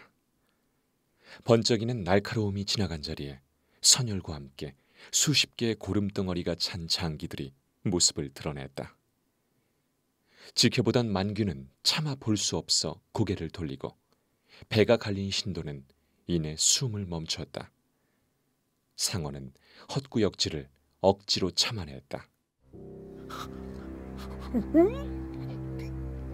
자, 이게 바로 고름입니다. 여러분이 흔히 봐왔던 고름과 유사합니다. 다만 지니고 있는 독소의 질은 차이가 있겠죠. 우리가 3년간 준비해온 일을 이제 드디어 실행할 수 있게 되었습니다. 물론 이 바이러스를 예방하는 약품도 반쯤 완성 단계입니다. 이름은 테미란이라고 붙일 예정이고요. 자, 가까운 시일 내에 신도들과 교도들 앞에서 이 장기농 유발균 바이러스를 직접 공개하겠습니다. 오늘 여러분께 보여준 것처럼 말입니다. 마침 여기 의학을 전공하신 강상원 교도님이 계신데 바이러스 공개 현장을 주도적으로 도와주실 것입니다. 그렇죠, 강상원 교도님? 예? 예. 당연히 그렇게 해야죠. 그래요, 좋습니다. 그리고 더 강력한 바이러스로 만들어서 가을쯤에 전국에 퍼뜨릴 것입니다. 상원은 금방이라도 헛구역질이 나올 것 같아 주먹을 꽉 쥔 채로 억지로 침을 삼키고 있었다. 이렇게 하여 셀 수도 없이 많은 교도와 신도들의 비명과 죽음을 묻은 지하 실험실에서 드디어 VPF, 즉 장기농 유발균이 탄생하고 창궐하기에 이르렀다.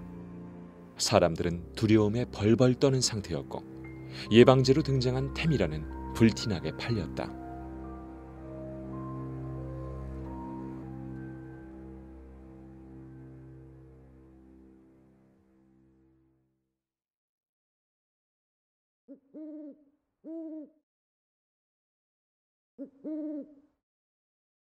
그날 밤 처소로 돌아온 상원은 잠을 이루지 못했다. 금방이라도 토악질을 할 것 같았다. 생각보다 더 미친 집단이잖아. 아니, 어떻게 살아있는 사람을 메스로 그렇게...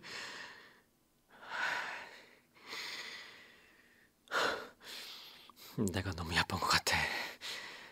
여긴 일반적인 사이비 종교가 아니야. 틈을 봐서 한시라도 빨리 탈출해야 돼. 그때부터 상원은 대부분의 일과 시간을 혜용과 함께 실험실에서 보내게 되었다. 상원도 이제 교단의 핵심 사안을 공유하고 또한 지시를 받는 측근이 된 만큼 더욱 철저히 단속을 해야 한다는 혜용의 치밀함이 반영된 것이었다. 실험실에서의 상원은 그들에게 속내를 들키지 않으려 전전긍긍하면서 실험에 대한 조언을 정도껏 하는 게 고작이었다.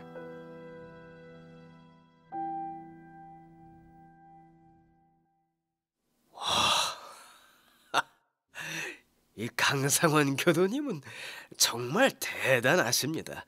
제가 지금까지 만났던 분들과 달라요. 의학 전공자라는 점도 그렇고 배포가 큰 점도 그렇고요. 제가 진정 손꼽아 기다리던 분입니다. 과찬이십니다. 대원님이야말로 정말 공부를 많이 하신 게 보입니다. 보여요? 일주일쯤 후에 그 한마들이 도착을 할 겁니다. 믿을 만한 조력자인 강 교도님이 계시니 우리 같이 또 다른 바이러스 실험 시작을 해봅시다. 괴한 마들은 많으니 마음껏 실험하셔도 좋습니다. 괴한 마들이란 생체 실험에 쓰일 신도들을 일컫는 것이었다. 상원은 억지로 알겠다고 정말 영광이라는 대답을 한다. 사실 상원은 그 어느 때보다 마음이 심란하면서도 혼란스러웠다. 어쩌면 본인의 손으로 사람을 해하게 될지도 모르기 때문이다. 만약 일이 이대로 흘러가면 결국 나도 공범이 되는 거다. 그럼 정말로 저들의 손에서 놀아나야 할 수밖에 없는 거야. 이곳을 탈출해서 치미교의 폐단을 온 세상에 까발리더라도 나 역시 죗값을 치러야 되고. 그렇지만 아버지랑 유선이는 어떡하지? 통 볼 수가 없는데. 상원은 이틀간 갈등에 시달렸다. 철곤과 유선 때문이었다. 두 사람은 대체 어디에 있는지 만날 수도 없고 물어볼 틈도 보이지 않았다. 또한 상원은 뿌리 깊은 두 사람을 설득할 재간이 없다는 것도 생각했다. 시간은 흘러 괴한마가 도착하기로 한 날을 이틀 앞둔 날 새벽, 상원은 혼자서라도 이곳을 탈출하기로 마음을 먹었다.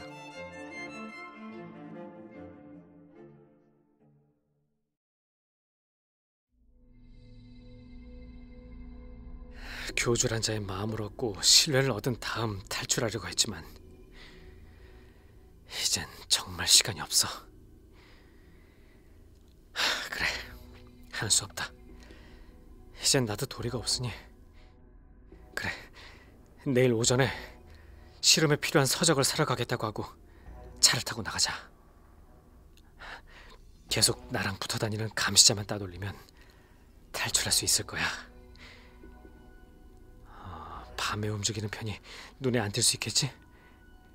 좋아, 내일 밤 탈출하자.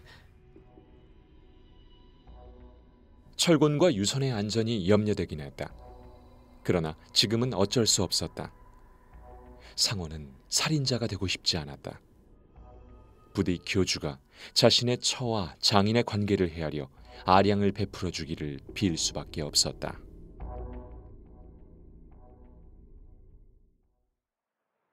다음 날 밤 최 장로와 함께 춘천 시내로 나온 상원은 일단 눈속임을 위해 시장으로 가서 의약 서적과 약재를 구입했다. 나를 따라온 사람이 최 장로 한 명이니 이 사람만 어디론가 따돌리면 되겠는데 어떻게 할까? 어떡하지? 아, 그래. 아버지가 춘천으로 주소지를 이전했던 그곳에 커다란 창고가 있었지. 거기다 가둬놓으면 되겠다. 상원은 생각을 바로 실행했다.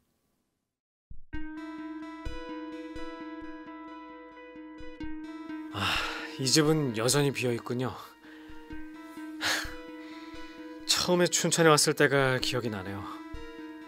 그땐 아버지가 어디에 계신지 알 수가 없어서 어찌나 막막하던지.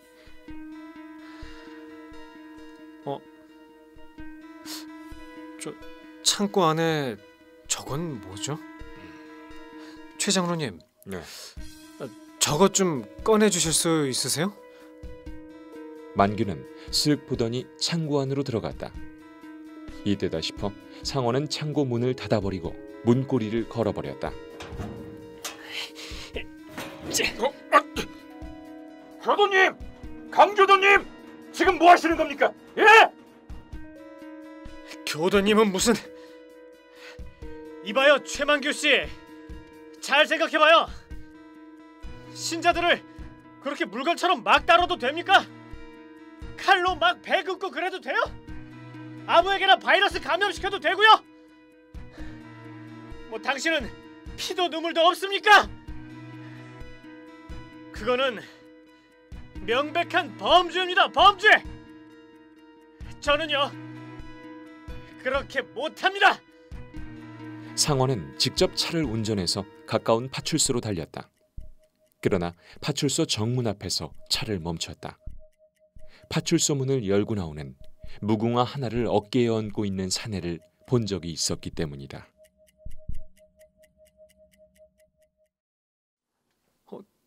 저 사람 며칠 전에 기도회 같은 행사에 분명 참여했던 사람인데, 그것도 교도들의 맨 앞자리에 앉아 있었는데, 그럼 교주와 가깝다는 얘기잖아.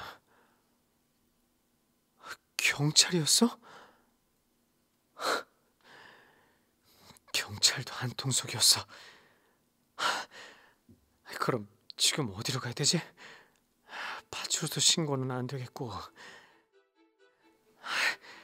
이 차도 타고 가면 걸릴 것 같은데. 치미교 본소가 춘천에 있으니 춘천시 구석구석 다 세력을 뻗치고 있을 게 분명해. 어떡하지?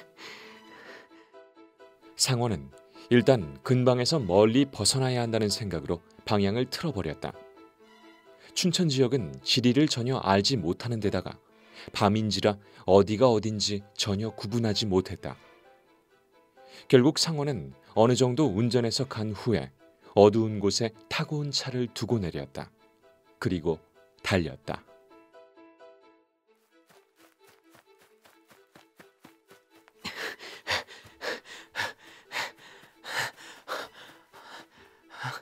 그래, 공중전화.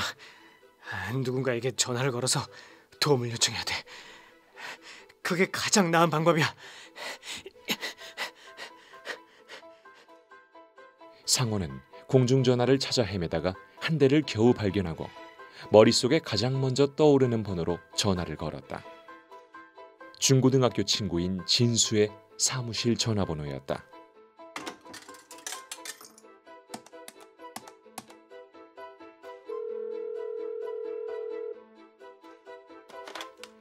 네, 창조일보입니다. 여보세요? 김진수 기자님 자리에 있습니까?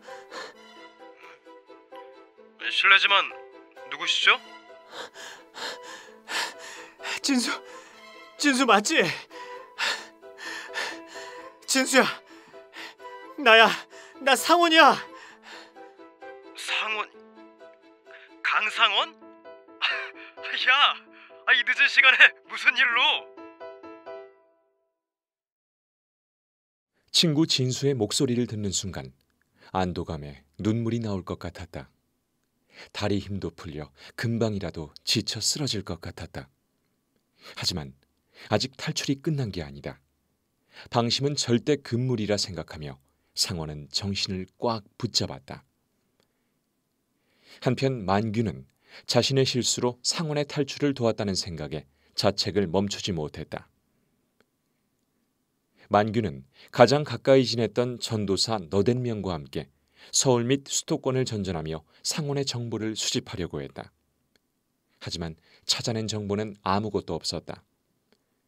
상원이 타고 서울로 간 포니 자동차를 조회해봐도 창조일보 신문사의 차량이라 쉽게 접근을 할 수도 없었다. 잘못하면 신문사의 교단이 알려질 위험이 있었기 때문이다. 상원의 아내와 아들의 소재도 부수적으로 알아보았지만 오리무중이었다. 시간이 갈수록 혜용이 만규를 바라보는 눈은 믿을 수 없을 정도로 점점 더 차가워졌다.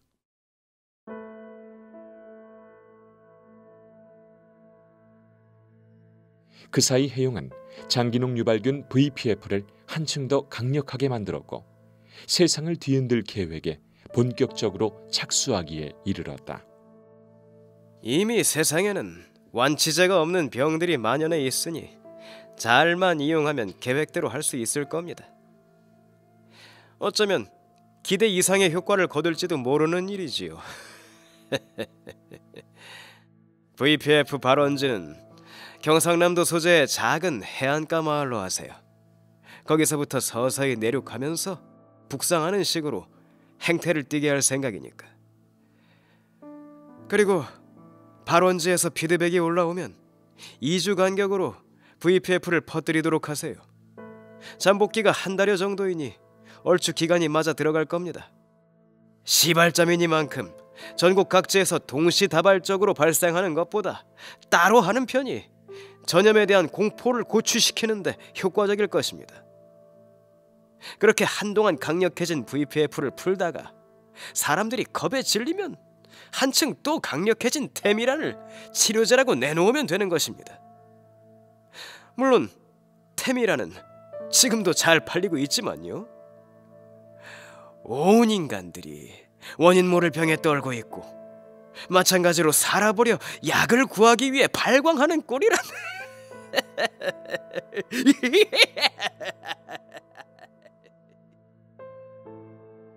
혜용은 말을 맺으면서 나지막하게 웃었다.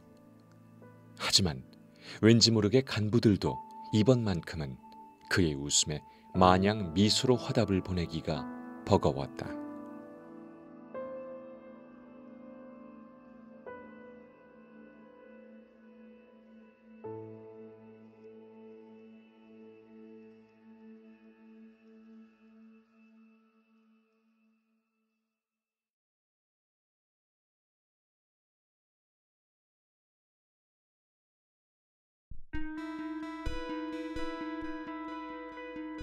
사건 치미교 1960.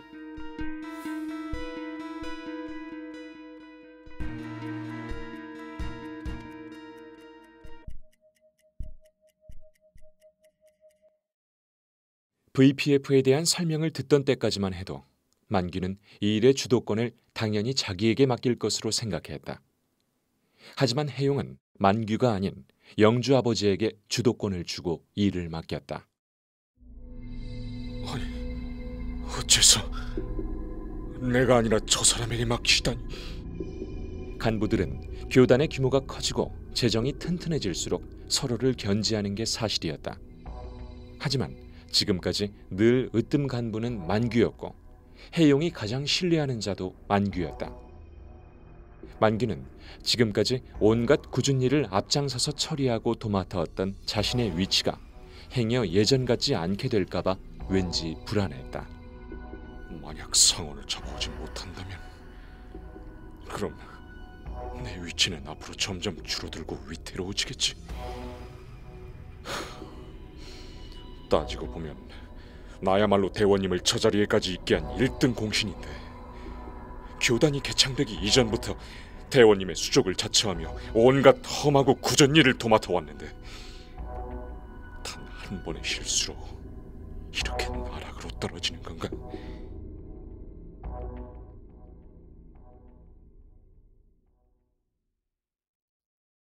최 장로님, 무슨 생각을 그리 하십니까? 아닙니다, 대원님. 말씀하십시오.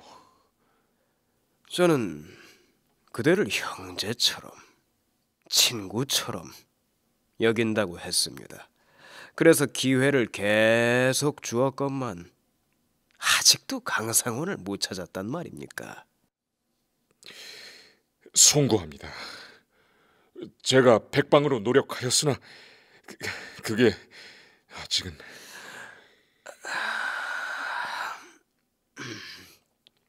우선 강력해진 VPF를 사흘 후인 12일에 창원에서 퍼뜨릴 예정인 건 알고 계시죠?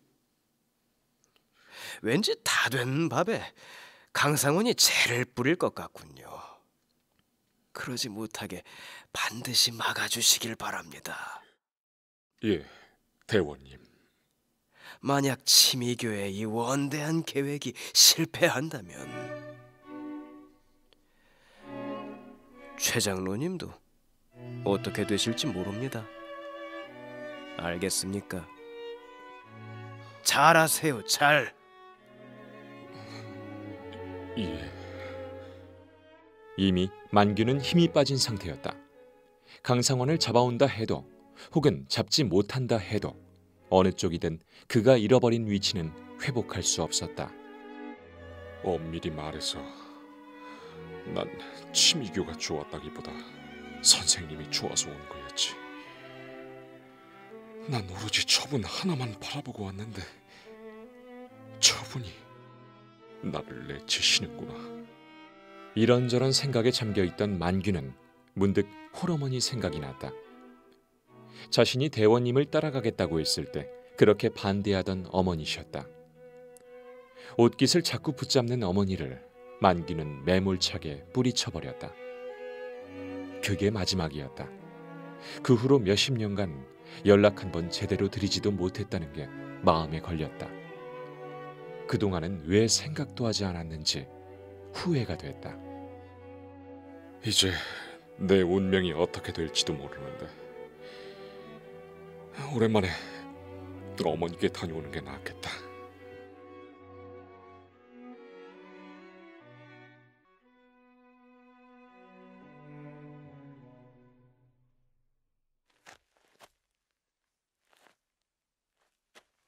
어머니, 어머니, 저 왔어요.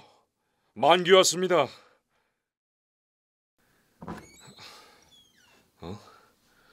아니, 집이 왜 비어 있지? 먼지가 오랫동안 비어 있었나? 집에는 먼지가 잔뜩 쌓여 있었다. 사람이 오랫동안 살지 않은 것 같았다. 어머니의 흔적 또한 없었다. 만규는 이웃 어르신들에게 물어보았다. 하지만 다들 만규의 눈을 피하려 한다. 만규는 뭔가 이상하다는 것을 느꼈다. 어머니가 살해를 당하셨다고요? 네 어머니가 하나 있는 아들을 그 박정철이란 사람한테 뺏겼다고 생각을 하더라. 널 되찾으려고 이 처마경가 치마경가를 그렇게 수소문을 하고 알아봤다는데 계속 끈질기게 찾아봤다더라고. 에휴, 그렇게 몇 달이 흘렀는데 하루는 이 양반이 집에서 나오질 않는 거야. 하루 종일 나오질 않아서 어딜 갔나 집이 비었나 싶어서 가봤는데 아유, 세상에. 만규는 맥이 탁 풀렸다. 돌아가신 지 10수년은 되었다는 얘기였다. 만규는 눈이 파르르 떨리고 눈물이 고였다. 이제는 돌이킬 수도, 현재로서는 자신이 해볼 수 있는 어떤 일도 아무것도 없었다. 어머니! 만규는 치미교에서 벌인 일이라는 걸 느꼈다.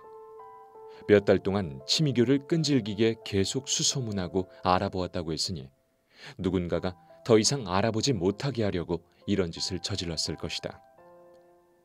만규의 눈에선 통탄의 눈물이 쏟아져 내렸다. 다 자기 잘못 같았다. 자기가 그동안 신도들을 심판한답시고 했던 행동들에 대한 벌을 받은 것 같았다. 잘못했습니다. 제가 잘못 생각했어요.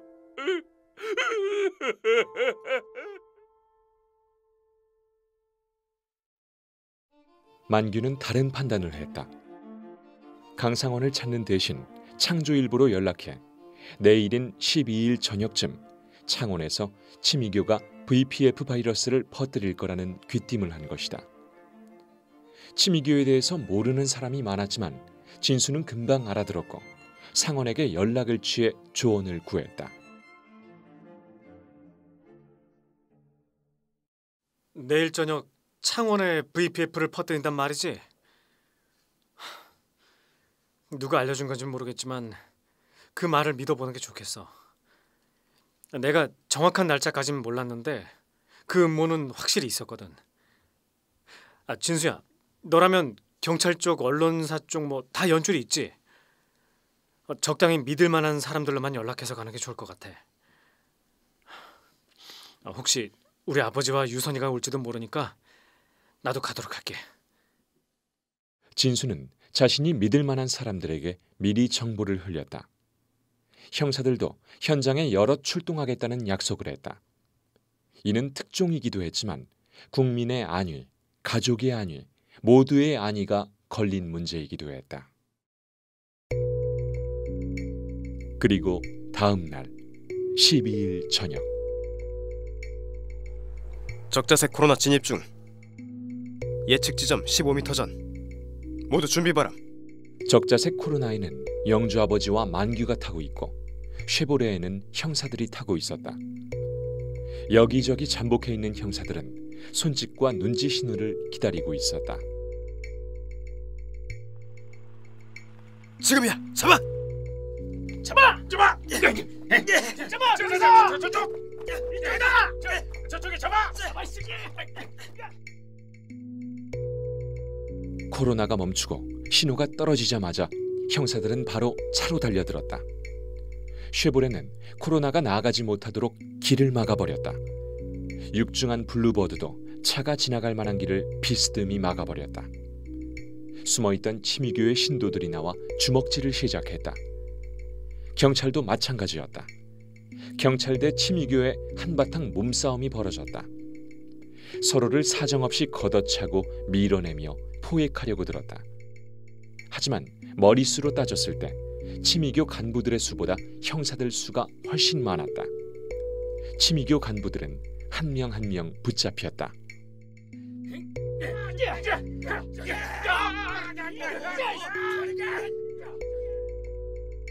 상원은 싸움에 끼어들지 않고 숨어서 혹여라도 아버지와 유선이 오지 않았을까 살펴보지만 역시나 없었다.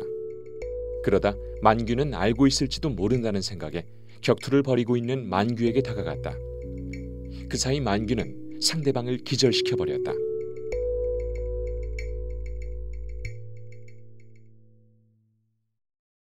최만규 씨! 코피 때문에 피투성이가 된 얼굴로 무슨 일이냐는 듯 상원을 쳐다봤다. 슬픔과 분노가 가득한 눈이었다. 저 혹시 제 아버지와 동생 근황 아시면 좀 알려주시면 안 되겠습니까? 물어볼 사람이 아무도 없습니다. 당신밖에. 어떻게 되었을 것 같나? 포기하는 게 좋을 거야. 포기라니. 그게 무슨 말입니까? 에?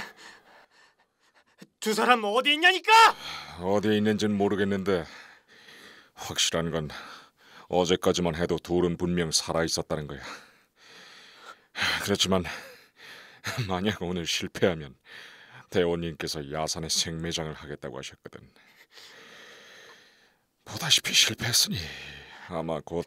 닥쳐, 협박하려고 하지 말고 똑바로 말해. 대원님 성격을 직접 겪어보고도 모르겠나? 애써 부정하지 말고 받아들여. 모두 네가 자초한 거야. 알겠나? 한 형사가 만규를 뒤에서 덮쳤다. 만규의 손목에는 수갑이 채워졌다. 이렇게 하여 경찰들은 강력한 VPF 확산을 막아냈다. 허무한 결말이었다. 상원은 무기력해졌다. 어쩔 수 없는 선택지라고는 하지만 아무런 힘도 발휘하지 못한 자신이 무기력하게만 느껴졌다. 아버지와 여동생의 얼굴이 떠올랐다. 생매장이라니 믿을 수가 없어.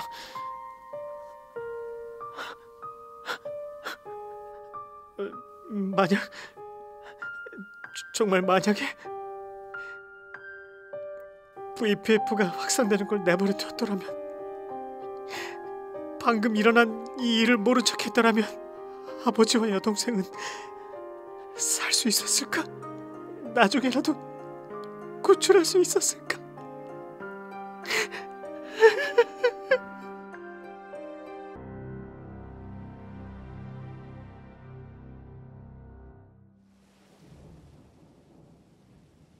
갑자기 하늘에서 비가 쏟아져 내렸다. 나의 원대한 계획이 실패했단 말이야. 내 이럴 줄 알았네. 강상원 이 쥐새끼 같은 놈. 그리고 최만규 이 멍청한 놈이. 꼴도 보기 싫으니 강철곤과 강유선 둘 다 산채로 묻어버려. 강철곤과 강유선은 상원이 탈출한 후로 계속 감옥에 갇혀 있었다. 그러다 VPF 계획이 실패하고 그곳에 있던 간부들이 다 붙잡혔다는 소식을 들은 해용은 둘을 산채로 묻으라고 명했다. 해용의 명이 떨어지자마자 둘은 곧바로 끌려가 산채로 매장을 당했다.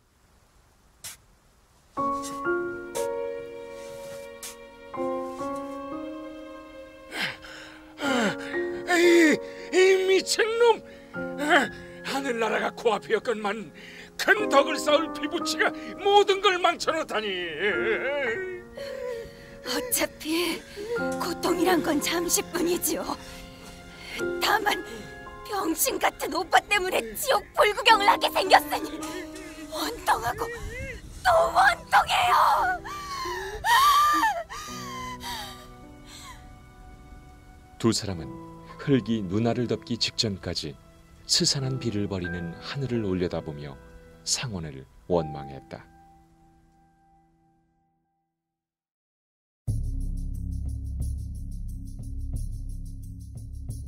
그날 후 대대적인 작전에 의해 검거된 치미교의 특별 간부 장로 및 전도사의 숫자는 100을 훌쩍 넘겼다. 교주인 해용과 영주 아버지만은 잡지 못한 상태였다. 또한 본격적인 조사 과정에서 치미교의 범죄가 명명백백히 드러났다. 검찰의 조사에 의하면 확인된 살인만 452건, 전국 각지에서 발굴된 유기 시신 숫자만 600여 구에 다다랐다. 그러나 치미교 사람들은 자신들의 혐의는 부인하지 않았으나 행했던 것들을 죄악으로는 여기지 않았다. 무엇보다 이들의 발언에 사람들은 혀를 찼다. 대원님께서는 믿음을 강요하신 적이 단 한 차례도 없습니다. 저희는 정말로 하늘나라가 있다고 믿고 싶었습니다. 물론 지금도 그러하고 말이죠. 단지 그뿐입니다. 믿을 수밖에 없어서 믿은 게 절대 아닙니다. 믿음이 간절하면 보이는 것이고 보이게 되면 평안을 찾은 것입니다. 믿음이 없고 고로 경험을 해보지 못한 어리석은 자들은 어차피 죽어서도 알 수 없을 진리입니다. 재판부는 한 명 한 명의 혐의를 소상하게 밝혀 무려 26명을 교수대에 올렸다. 최만규 역시 사형이 집행됐다.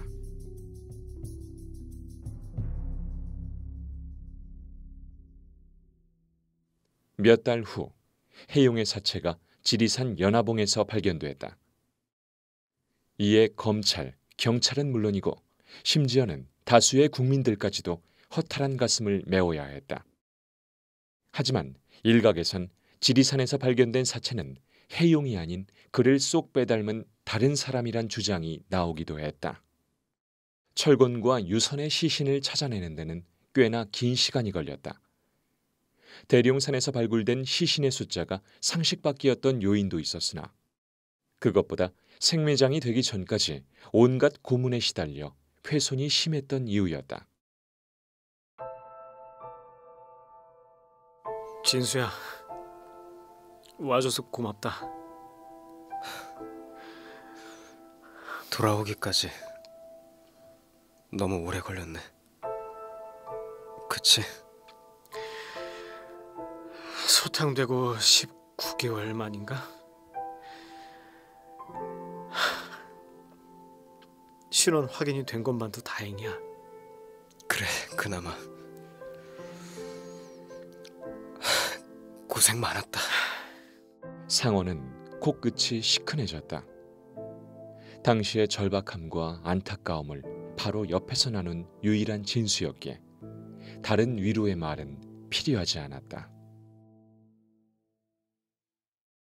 한편 전라남도 진도군. 노을빛을 등진 영주 아버지는 지친 몸을 갑판에서 콘크리트 바닥으로 옮기고 있었다. 그때 한 안악이 다가와 말을 걸었다.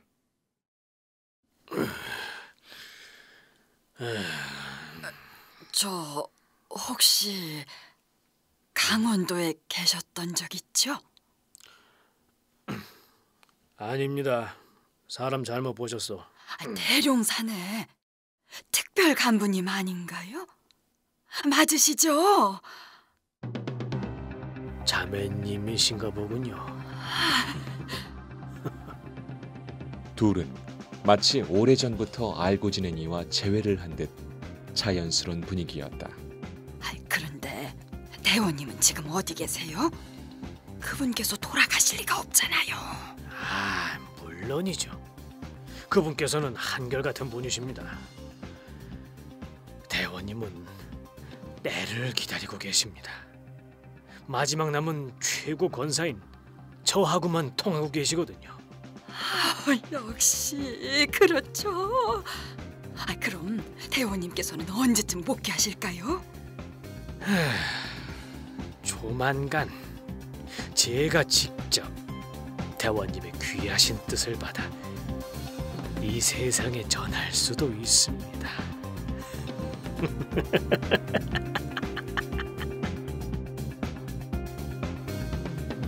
출연 류승권, 심규영, 이지연, 조민수. 각색 박찬송, 연출 박연주, 제작 오디언.